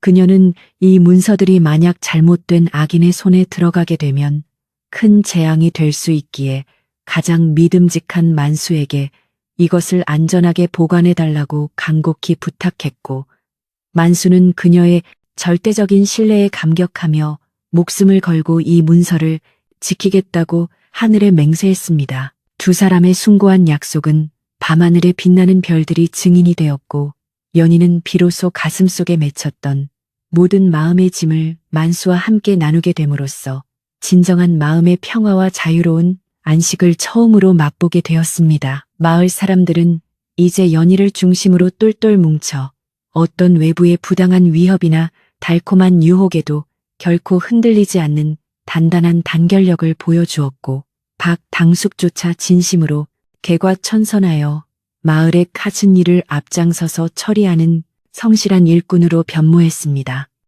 지독했던 가뭄은 이제 흔적도 없이 완전히 사라지고, 마을의 넓은 논밭은 유례없는 대풍년을 예고하며 황금빛으로 풍요롭게 물들기 시작했으며, 사람들은 만순의 며느리가 가져온 신비한 복이 마을 전체의 운명을 바꾸어 놓았음을 진심으로 기뻐했습니다.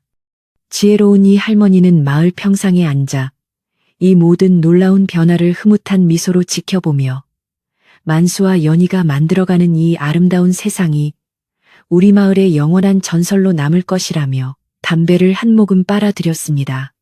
마을의 평화는 겉으로 보기에는 평범하고 고요해 보였지만 그 안에는 연희의 지혜와 만수의 우직한 사랑, 그리고 마을 사람들의 깊은 믿음이라는 아주 단단하고 깊은 뿌리가 내려져 있었습니다.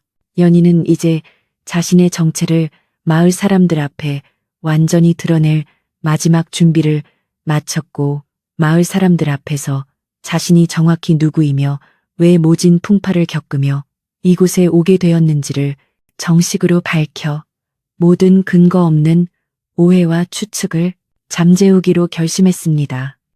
그녀는 마을 어르신들께 광장에 다시 한번 자리를 마련해 달라고 정중히 부탁했고, 마을 사람들은 그녀의 역사적인 발표를 직접 듣기 위해 너나 할 것 없이 하나둘씩 광장으로 모여들며 긴장된 분위기 속에 그녀의 입술이 열리기만을 간절히 기다렸습니다. 만수는 연희의 바로 곁에 든든하게 서서 그녀의 결단을 전적으로 지지하며 어떤 진실이 세상에 밝혀지더라도 끝까지 그녀와 운명을 함께할 것임을 뜨거운 눈빛으로 약속했고, 연희는 깊은 숨을 들이마시며 진실의 위대한 서막을 알렸습니다. 하늘에는 때마침 오색빛깔 구름이 신비하게 떠올라 연희의 앞날을 축복하는 듯했고, 마을은 마치 큰 역사의 한 페이지가 엄숙하게 넘어가는 듯한 장엄한 고요함에 휩싸여 그녀의 청아한 목소리에 모든 귀를 기울였습니다. 연희가 자신의 가문 이름과 작고하신 부친의 존함을 당당하면서도 기품 있게 밝히자 글 공부를 했던 마을 어르신들은 그 명성이 자자했던 대제학 가문의 자손임을 확인하고 모두 자리에서 일어나 예우를 갖추며 깊은 존경을 표했습니다. 그녀가 품고 있던 진실은 더 이상 숨길 필요가 없는 빛나는 보석이 되었고, 마을 사람들은 그녀가 홀로 견뎌온 그 험난한 고초를 진심으로 위로하며 그녀를 우리 마을의 진정한 주인으로 다시 한번 뜨겁게 환영하며 받아들였습니다.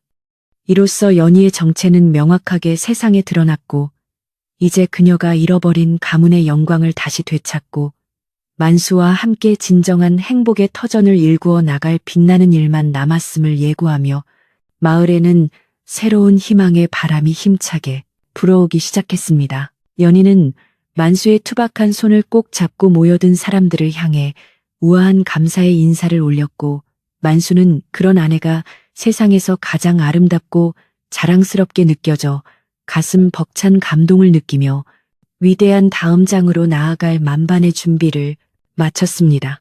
연희의 진실한 고백이 끝난 뒤 마을 광장에는 한참 동안 무거운 정적이 흘렀으며 사람들은 그녀가 겪어온 모진 세월과 그 속에 담긴 숭고한 기품 앞에 고개를 숙인 채 감히 숨조차 크게 내쉬지 못하고 그녀의 다음 말을 기다리고 있었습니다.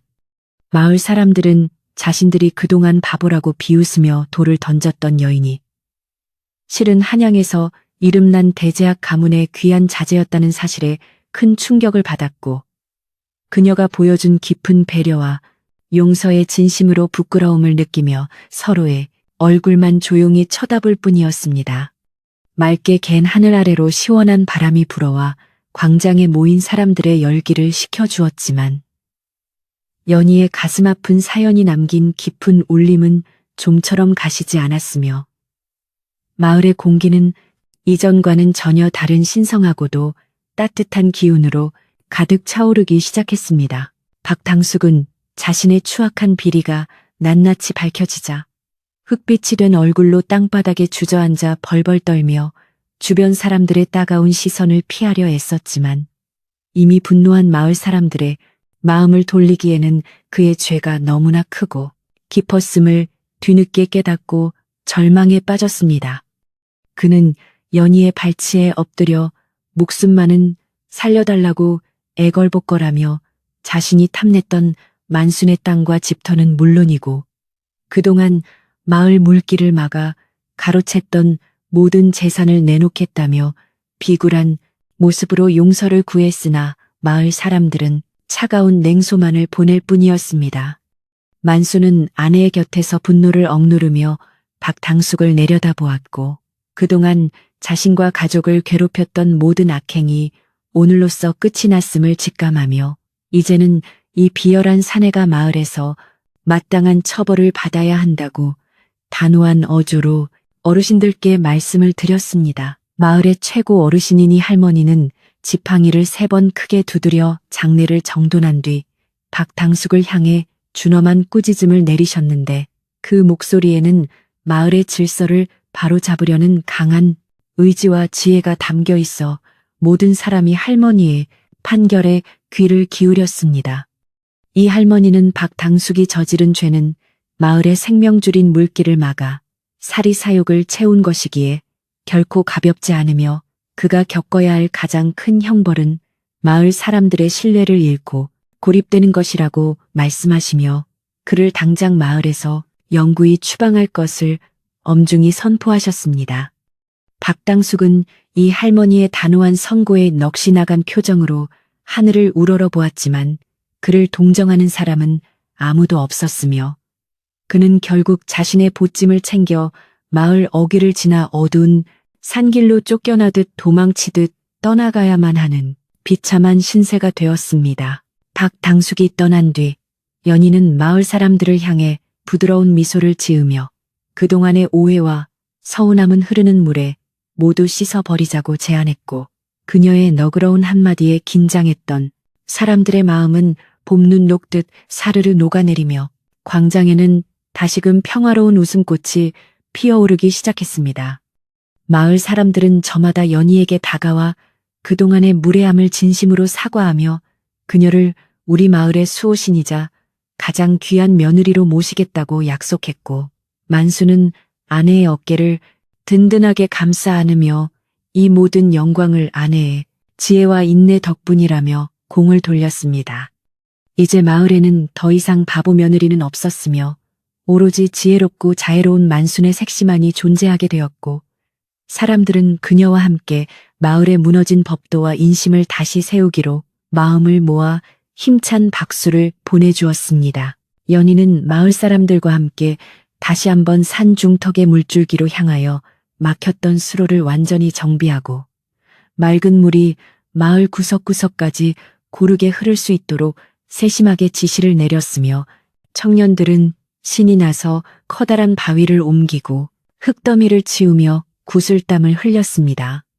시원하게 터져 나온 물줄기는 메마른 논밭을 적시고 갈라진 대지를 위로하듯 힘차게 흘러내렸으며 마을 아이들은 물가로 달려나와 첨벙거리며 물놀이를 즐겼고 안악들은 우물가에 모여 빨래를 하며 다시 찾은 평범한 일상의 소중함을 노래하듯 즐겁게 이야기를 나누었습니다.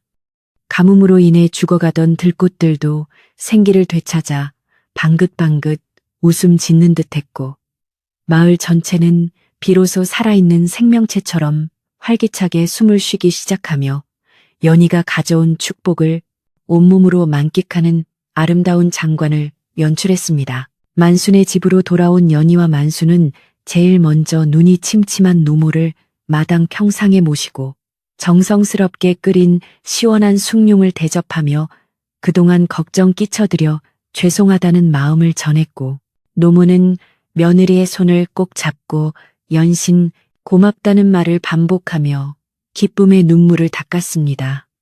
노모는 이제야 우리 집안에 서광이 비친다며 연희를 보배라고 치켜 세웠고, 연희는 그런 시어머니의 사랑에 보답하기 위해 밤낮으로 집안을 돌보고 맛있는 음식을 차려내어 가정을 더욱 따뜻하고 화목하게 가꾸는 데 정성을 다했습니다.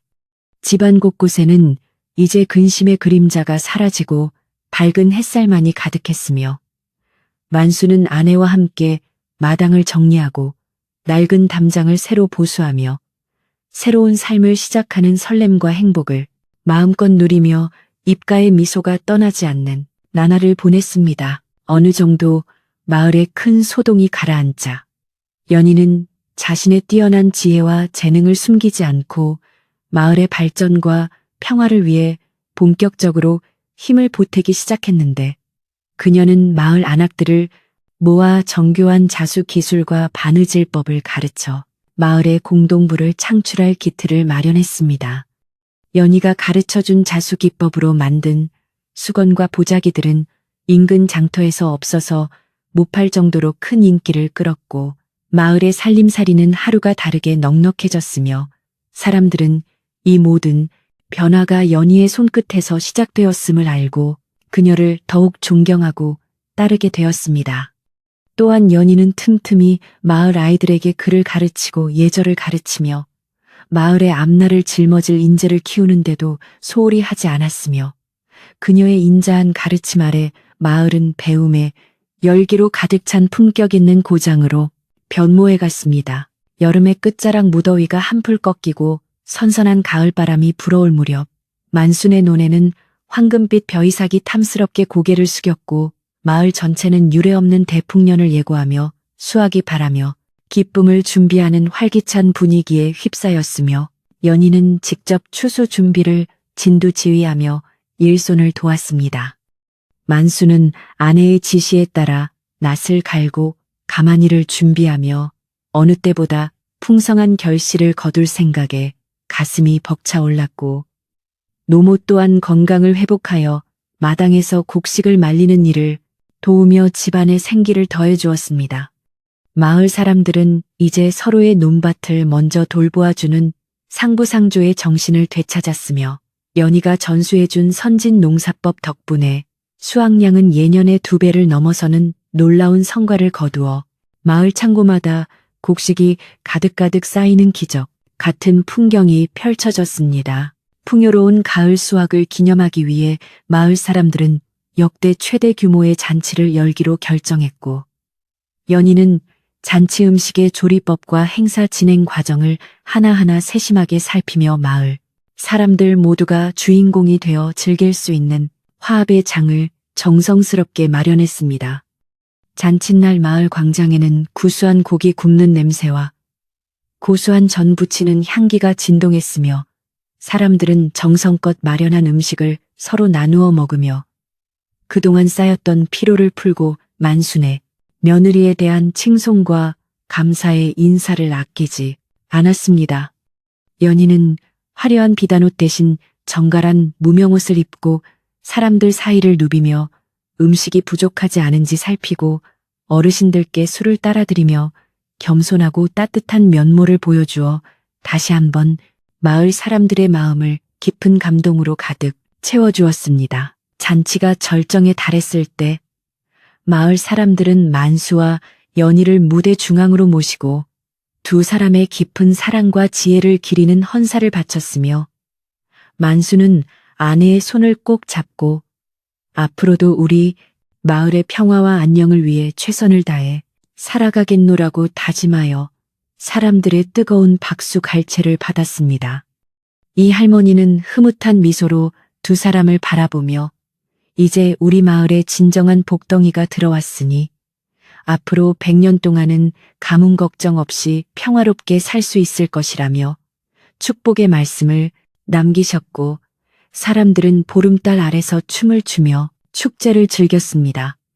밤이 깊어갈수록 마을의 웃음소리는 더욱 커져갔고 연희는 밤하늘의 밝은 달을 보며 자신의 아픈 과거가 이제는 아름다운 추억의 한 조각이 되었음을 느끼며 만수의 어깨에 살며시 머리를 기대어 행복한 안식을 취했습니다. 잔치가 끝난 뒤 마을은 다시 평온한 일상으로 돌아왔지만 사람들의 마음속에는 연희가 심어준 사랑과 배려의 씨앗이 단단히 뿌리내려 어떤 어려움도 함께 헤쳐나갈 수 있다는 강한 유대감이 형성되었고 만순의 집은 마을의 가장 든든한 중심축으로 자리 잡게 되었습니다.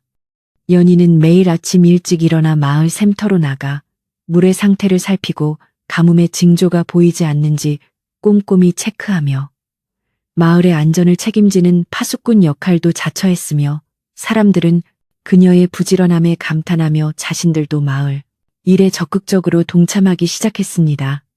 만수는 아내가 마을 일을 돌보는 동안 묵묵히 뒷바라지를 하며 집안의 경제를 책임졌고 두 사람의 완벽한 조화는 온 마을에 귀감이 되어 젊은 부부들이 서로를 아끼고 존중하는 풍토를 만드는데 결정적인 기여를 하였습니다. 가족 간의 갈등이나 이웃 간의 사소한 다툼이 생길 때마다 사람들은 연희를 찾아와 지혜로운 해결책을 구했으며 연희는 어느 한쪽의 편을 들기보다는 양쪽의 입장을 충분히 헤아려 모두가 수긍할 수 있는 공정하고 따뜻한 중재안을 제시하여 마을의 화합을 지켜냈습니다.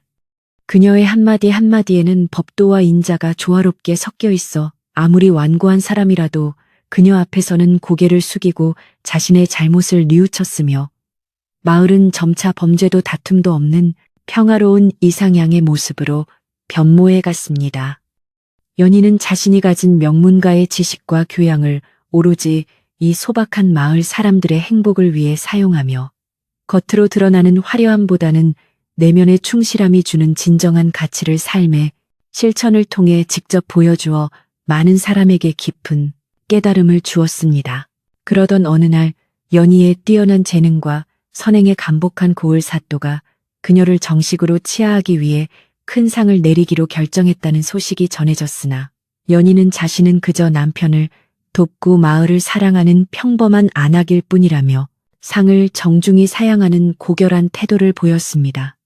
사또는 그녀의 겸손함에 더욱 감탄하여 상 대신 마을의 세금을 감면해주고 농기구를 지원해주는 파격적인 혜택을 제공했으며 마을 사람들은 이 모든 공이 연희 덕분이라며 그녀를 위해 마을 입구에 작은 기념비를 세우고 그녀의 업적을 기리기로 마음을 모았습니다.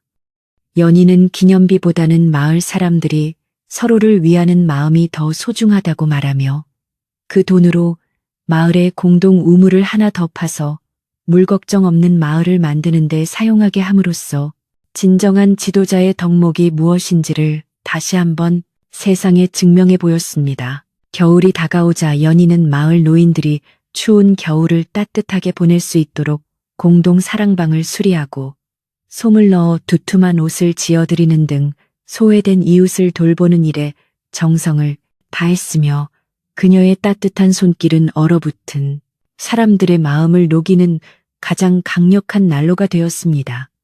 만수는 아내와 함께 택감을 넉넉히 준비하여 어려운 이웃들의 집 앞에 몰래 놓아두는 등 이름 없는 선행을 베풀었고 두 부부의 선한 영향력은 마을 전체로 번져나가 누구나 겨울을 걱정 없이 보낼 수 있는 훈훈한 인심이 넘쳐나는 마을이 되었습니다.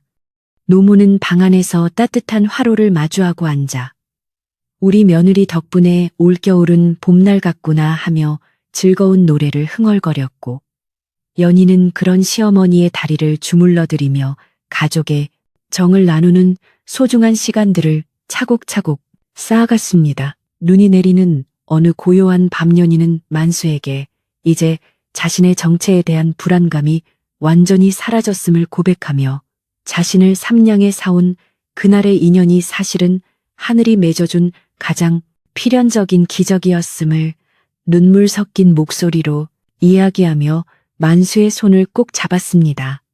만수는 아내의 눈물을 닦아주며 당신이 누구든 어떤 과거를 가졌든 나에게는 오직 단 하나의 소중한 인연일 뿐이라며 앞으로의 남은 생도 변치 않는 사랑으로 당신의 곁을 든든하게 지켜주겠다고 굳게 약속하여 연희의 마음을 평온하게 해주었습니다. 두 사람은 창밖으로 내리는 하얀 눈을 바라보며 지난 1년간 겪었던 수많은 일들을 회상했고 고난 끝에 찾아온 이 평화가 얼마나 값진 것인지를 새삼 느끼며 서로를 더욱 깊이 신뢰하고 아끼는 성숙한 부부의 모습으로 한 해를 차분하게 마무리했습니다. 연희는 이제 마을에서 바보가 아닌 가장 현명한 여인으로 통하게 되었고 그녀의 이름은 인근 고을까지 널리 알려져 지혜를 구하려는 사람들이 끊임없이 찾아오는 명소가 되었지만 연희는 결코 자만하지 않고 늘 처음의 순수한 마음을 잃지 않으려 노력했습니다. 그녀는 장터에서 팔려가던 그 비참했던 순간을 잊지 않기 위해 그때 입었던 낡은 누더기를 상자 깊숙한 곳에 보관해두고 삶이 나태해질 때마다 꺼내보며 어려운 사람들의 고통을 잊지 않으려 스스로를 경계하는 높은 도덕적 자질을 보여주었습니다. 만수는 그런 아내의 깊은 뜻을 존중하며 그녀가 하는 모든 일을 돕고 응원했고 두 사람의 사랑은 마을의 전설이 되어 후세에까지 길이길이 전해질 아름다운 이야기의 토대가 되었으며 마을은 언제나 활기차고 평화로운 기운이 넘쳐 흐르는 행복한 보금자리가 되었습니다. 새해가 밝자 연희는 마을 사람들과 함께 정월 대보름 행사를 준비하며 한 해의 안녕과 풍요를 기원하는 커다란 달집을 태웠고 불꽃이 하늘 높이 솟아오를 때마다 사람들은 저마다의 소원을 빌며 연희와 만순의 가족의 건강을 진심으로 빌어주었습니다. 연희는 불꽃 속에 자신의 옛 슬픔과 고통을 모두 태워보내고 오로지 가족과 마을의 밝은 미래만을 기원하며 환한 미소를 지었고 만수는 그런 아내의 얼굴이 달빛보다 더 아름답게 빛나는 것을 보며 이 세상 최고의 행복을 얻었음을 가슴 깊이 실감했습니다. 마을은 이제 어떤 외부의 시련에도 흔들리지 않는 단단한 화합의 공동체가 되었으며 연희가 심어준 지혜와 만수의 성실함은 마을을 지탱하는 가장 강력한 기둥이 되어 마을의 역사를 새롭게 써내려가는 원동력이 되었고 사람들은 늘 감사의 마음으로 하루를 살았습니다. 연희는 자신의 가문이 억울하게 몰락했다는 사실을 잊지 않고 언젠가 명예를 회복할 기회를 엿보며 틈틈이 한양의 소식을 살피고 있었는데 그러던 중 우연히 아버지를 모함했던 간신들이 실각하고 새로운 임금이 등극하여 억울한 죄인들을 사면한다는 기쁜 소식을 접하게 되었습니다. 그녀는 이 소식을 만수와 노모에게 전하며 눈물을 흘렸고 만수는 아내의 한을 풀어주기 위해 직접 한양까지 동행하겠다고 자처하며 아내의 명예 회복을 위해 자신의 모든 것을 걸 준비가 되어 있음을 보여주어 연희를 다시 한번 감동하게 만들었습니다. 마을 사람들도 연희의 소식을 듣고 자기 일처럼 기뻐하며 여비를 모아주고 아낌없는 응원을 보내주었으며 연희는 마을 사람들의 따뜻한 배웅을 받으며 드디어 자신의 이름을 되찾고 가문의 영광을 회복하기 위한 마지막 여정을 시작할 채비를 마쳤습니다. 한양으로 떠나기 전날 밤 연희는 마을 이 할머니를 찾아가 그동안 자신을 지켜주고 믿어준 것에 대해 깊은 감사의 인사를 올렸고 할머니는 연희의 손을 잡으며 어디를 가든 너의 그 맑은 성품과 지혜만 잃지 않는다면 하늘이 항상 너의 편이 되어줄 것이라고 축복의 말씀을 남겨주셨습니다. 연희는 할머니의 가르침을 가슴 깊이 새기며 만수와 함께 길을 떠났고 그녀가 떠난 마을은 적막함 대신 그녀가 돌아올 날을 기다리는 설렘과 희망으로 가득 차 있었으며 수로는 여전히 맑은 물소리를 내며 마을 구석구석을 적시고 있었습니다. 연희는 길을 가면서도 자신이 머물렀던 이 작은 산골 마을이 진정한 자신의 고향이자 영혼의 안식처였음을 깨달았고 신분이 회복되더라도 반드시 다시 돌아와 마을 사람들과 함께 평생을 보낼 것임을 마음속으로 굳게 다짐하며 발걸음을 재촉했습니다. 한양에 도착한 연희는 만수의 든든한 보호 아래 임금님께 자신의 가문이 입은 억울한 누명을 밝히는 상소문을 올렸고 그녀의 정교하고 논리적인 글솜씨와 증거들은 단숨에 조정의 마음을 움직여 드디어 아버지의 관작이 회복되고 가문의 명예가 완전히 되찾아지는 기적 같은 결과를 얻어냈습니다. 임금은 연희의 비범한 재능과 절개를 높이 사서 그녀에게 큰 상과 벼슬을 내리려 했으나 연희는 오직 남편 만수와 함께 살던 산골 마을로 돌아가 평범하게 사는 것이 자신의 유일한 소원이라며 모든 부귀영화를 뒤로하고 다시 시골로 내려오는 청렴한 기계를 보여주었습니다. 한양 사람들은 연희의 이런 선택에 놀라워하면서도 그녀의 고결한 성품에 찬사를 보냈고 연희는 남편 만수와 함께 다시 산골 마을로 돌아오는 길에 세상 그 무엇보다 소중한 것이 진실한 사랑과 평화로운 마음임을 다시 한번 가슴 깊이 새겼습니다. 연희와 만수가 마을 어귀에 나타나자 온 마을 사람들은 꽹과리를 치며 마중을 나왔고 그녀가 가문의 명예를 되찾았음에도 불구하고 다시 자신들의 곁으로 돌아온 것에 대해 큰 감동과 환희를 느끼며 뜨겁게 눈물을 흘리며 환영의 인사를 건넸습니다. 노모는 아들과 며느리를 품에 안고 이제 정말로 모든 한이 풀렸다며 기뻐했고 마을은 그날부터 며칠 밤낮을 축제 분위기로 보내며 연희의 귀환과 가문의 복권을 축하했으며 수로는 마치 그들의 귀환을 축하하듯 더 맑고 거센 물줄기를 내뿜으며 마을을 휘감아 돌았습니다. 연희는 이제 정식으로 자신의 이름을 되찾고 만수의 아내로서 그리고 마을의 현명한 조언자로서 평생을 살아가게 되었고 그녀의 이야기는 세대를 거듭하며 전설로 남아 사람들에게 진정한 아름다움과 지혜가 무엇인지를 일깨워주는 소중한 유산이 되었습니다. 마을은 이제 가뭄도 가난도 오해도 없는 완벽한 평화의 시대를 맞이했고 연희와 만수는 서로를 더욱 아끼며 화목한 가정을 일구어 자손 대대로 복을 누리며 살았으며 그들의 집 마당의 핀들 꽃들은 언제나 향기로운 냄새를 풍기며 마을의 안녕을 지켜주었습니다. 연희는 매일 저녁 만수와 함께 마을 평상에 앉아 붉게 물드는 노을을 바라보며 자신을 삼냥에 사왔던 그 운명의 날을 추억했고 만수는 그런 아내의 손을 꼭 잡으며 내 생에 가장 잘한 일은 그날 장터에서 당신을 만난 것이라며 사랑의 미러를 속삭였습니다.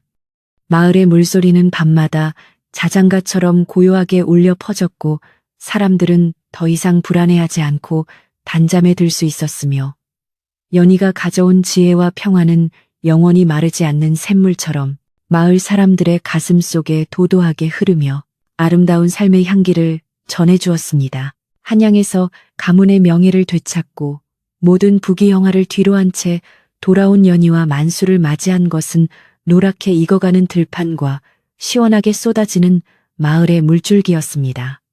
사람들은 이제 연희를 단순한 며느리가 아니라 마을의 큰 어른이자 지혜의 등불로 모셨으며 만순의 초가집은 더 이상 가난의 상징이 아니라 온 마을 사람들의 마음이 모이는 따뜻한 사랑방으로 변모해 있었습니다. 연희는 다시 일상으로 돌아와 소매를 걷어붙이고 마당을 쓸며 평범한 안악의 모습으로 돌아갔지만 그녀의 몸가짐에서 배어나오는 기품과 온화한 미소는 마을 전체를 평온하게 감싸 안는 신비로운 힘을 여전히 간직하고 있었습니다. 만수는 아내의 그런 겸손한 모습을 보며 가슴 깊은 곳에서 울컥하는 존경심과 사랑을 느꼈고 자신도 더욱 성실하게 일하여 이 소중한 평화를 지키겠노라 다짐하며 산으로 향하는 발걸음에 힘을 실었습니다. 가을이 깊어가자 마을 사람들은 수확한 곡식 중 가장 좋은 것들을 골라 만순의 집으로 가져와 감사의 마음을 표했으며 연희는 그 곡식들을 혼자 차지하지 않고 마을에 홀로 사는 노인들과 어린아이들에게 고루 나누어 주며 상생의 기쁨을 몸소 실천했습니다. 그녀는 마을 안악들에게 글을 가르치고 바느질을 전수하는 일을 멈추지 않았으며 연희의 가르침을 받은 여인들은 이제 스스로 가게를 꾸려나갈 만큼 야무진 솜씨를 갖추게 되어 마을 전체의 살림살이는 하루가 다르게 넉넉해지고 풍요로워졌습니다. 만수는 아내가 마을의 정신적 지주가 되어가는 과정을 묵묵히 지켜보며 밤마다 그녀의 지친 어깨를 주물러 주었고 연희는 남편의 투박하지만 진심 어린 손길에서 세상 그 무엇과도 바꿀 수 없는 진정한 안식과 위로를 얻으며 고단한 하루를 행복하게 마무리하곤 하였습니다. 눈이 침침했던 만수의 노모는 연희가 정성껏 다려준 약초 덕분인지 이제는 집 앞 마당의 핀들꽃의 색깔을 구분할 수 있을 정도로 건강을 회복하여 매일같이 며느리의 칭찬을 입에 달고 살며 마을의 가장 복 많은 할머니로 불리게 되었습니다. 노모는 손주를 볼 날만을 손꼽아 기다리며 연희를 위해 매일 새벽 정화수를 떠놓고 기도를 올렸고 연희는 그런 시어머니의 마음을 알기에 더욱 지극한 효성을 다하며 집안을 화목하게 이끄는데 정성을 다했습니다. 마을 사람들은 만순의 집에서 흘러나오는 웃음소리를 들을 때마다 자신들의 마음도 맑아지는 것을 느꼈고 이 작고 소박한 마을은 이제 인근 고을에서도 소문난 가장 살기 좋은 복지촌으로 이름을 널리 알리게 되어 많은 이들의 부러움을 한 몸에 받게 되었습니다. 어느덧 첫눈이 내리는 겨울이 찾아오자 연희는 마을 광장에 커다란 솥을 걸고 마을 사람들 모두가 배불리 먹을 수 있는 따뜻한 팥죽을 쑤어 대접하며 올 한 해의 애군을 쫓고 새해의 복을 기원하는 정겨운 잔치를 다시 한번 마련하였습니다. 김이 모락모락 피어오르는 팥죽 한 그릇을 나누며 사람들은 지난 여름의 가뭄과 오해를 이제는 웃으며 이야기할 수 있는 여유를 갖게 되었고 서로의 손을 맞잡으며 고마움을 전하는 모습은 하얀 눈송이보다 더 아름답고 순수해 보였습니다. 만수는 연희의 곁에서 부지런히 장작을 나르고 불을 지피며 아내가 만든 음식이 식지 않도록 세심하게 배려했고 연희는 그런 남편의 얼굴에 묻은 그을음을 닦아주며 말없는 눈빛으로 깊은 신뢰와 사랑을 나누는 성숙한 부부의 면모를 보여주었습니다. 개과천선하여 마을의 피인즈니를 도맡아 하던 박당숙도 이제는 어엿한 마을의 일원으로 인정받아 잔치 한 구석에서 사람들과 어울리며 자신의 지난날을 진심으로 참회하고 연희의 지혜에 다시 한번 감복하며 성실한 삶을 살기로 굳게 다짐하는 모습을 보여주었습니다. 연희는 박당숙에게도 따뜻한 죽 한 그릇을 건네며 과거의 허물보다는 앞으로의 선행이 더 중요하다는 격려를 잊지 않았고 박당숙은 그녀의 넓은 도량의 눈시울을 붉히며 고개를 숙여 진심 어린 사죄와 감사의 인사를 올렸습니다. 마을의 최고 어르신인 이 할머니는 이 모든 광경을 흐뭇하게 지켜보며 이제야 우리 마을이 비로소 하나가 되었다며 지팡이를 짚고 허 웃으셨고 마을은 차가운 겨울바람 속에서도 사람들의 온기로 인해 봄날처럼 따뜻하고 포근한 기운이 가득했습니다. 잔치가 끝나고 밤이 깊어지자 만순의 가족은 방 안에 옹기종기 모여 앉아 하루의 밤을 구워 먹으며 소박한 이야기를 나누었고 연희는 자신이 한양에서 가져온 귀한 비단 대신 노모가 직접 짜준 거친 무명옷이 세상에서 가장 편안하고 소중하다며 미소를 지었습니다. 만수는 연희의 손을 잡으며 삼냥이라는 돈이 가져다 준 인연이 우리 인생을 이토록 아름답게 바꿀 줄은 꿈에도 몰랐다며 자신의 선택이 인생 최고의 기적이었음을 다시 한번 상기했고 연희는 남편의 가슴에 머리를 기대며 진정한 행복은 화려한 궁궐이 아니라 진실한 사랑이 있는 이곳에 있음을 나지막이 속삭였습니다. 밖에는 하얀 눈이 소복이 쌓여가며 온 세상을 정결하게 덮어주었고 만순의 집 굴뚝에서 피어오르는 연기는 달빛 아래서 춤을 추며 이 가정에 찾아온 평화와 복을 온 천지에 알리는 듯 유연하게 하늘로 솟아올랐습니다. 연희는 잠들기 전 마지막으로 마당을 한 바퀴 돌며 얼어붙은 수로가 막히지는 않았는지 살폈고, 졸졸 흐르는 물소리는 마치 그녀의 마음을 대변하듯 맑고 경쾌하게 울려 퍼지며 밤의 고요함을 깨뜨리지 않은 채 마을에 생명력을 쉼없이 전하고 있었습니다. 그녀는 하늘에 떠있는 밝은 보름달을 우러러보며 억울하게 돌아가신 부친의 넋을 기렸고, 이제는 자신이 사랑하는 사람들과 함께 이 땅에서 뿌리를 내리고 훌륭한 가문을 다시 일궈 나가겠다는 굳은 결의를 다시금 다지며 마음의 평화를 얻었습니다. 방 안에서는 어머니의 고른 숨소리와 만수의 든든한 코는 소리가 들려왔고, 연희는 그 소리가 세상에서 가장 아름다운 음악처럼 느껴져 입가에 옅은 미소를 머금은 채 조심스럽게 방 안으로 들어가 따뜻한 이불 속으로 몸을 누이며 긴 하루의 여정을 마쳤습니다. 다음 날 아침 만수는 평소보다 일찍 일어나 눈이 쌓인 마당을 깨끗이 치우고, 연희가 부엌에서 일하기 편하도록 미리 물을 길어다 놓고 불을 지피는 등 아내를 향한 지극한 배려를 행동으로 보여주어 연희의 마음을 다시 한번 뭉클하게 만들었습니다. 연희는 남편이 준비해준 따뜻한 부엌에서 정성껏 아침상을 차렸는데, 갓 지은 하얀 쌀밥과 구수한 된장찌개, 그리고 가을에 정성껏 말려두었던 나물들이 상위에 정갈하게 놓여보는 것만으로도 배가 부를 만큼 풍성하고 먹음직스러웠습니다. 노모는 아침상을 마주하고 앉아 우리 며느리가 해준 밥이 세상에서 제일 맛있다며 숟가락을 드셨고, 세 식구는 마주 앉아 정답게 대화를 나누며 하루를 시작하는 이 소박한 시간이 그 어떤 황금보다 귀하고 소중함을 가슴 깊이 새기며 즐거운 식사를 이어갔습니다. 겨울이 지나고 다시 봄이 찾아오자 연희의 배는 조금씩 불러오기 시작했고, 마을 사람들은 만순의 집에 경사가 났다며 마치 자기 일처럼 기뻐하며 몸에 좋은 음식과 귀한 태교, 선물을 들고 줄지어 방문하여 축복의 인사를 건넸습니다. 만수는 아내가 힘들까봐 무거운 짐은 절대 들지 못하게 하고, 산에서 향긋한 나물과 신선한 과일을 구해다 주며 지극정성으로 보살폈고, 연희는 남편의 과분한 사랑 속에서 장차 태어날 아이에게 들려줄 아름다운 마을의 전설과 지혜를 미리 준비하며 행복한 기다림의 시간을 보냈습니다. 마을의 수로는 봄비에 더욱 풍성해져 논밭을 힘차게 적셨고, 연희가 심어놓은 꽃나무들은 활짝 피어나 마을 전체에 향긋한 꽃내음을 풍기며 만순의 집에 찾아올 새로운 생명을 환영하는 듯 눈부시게 아름다운 자태를 뽐냈습니다.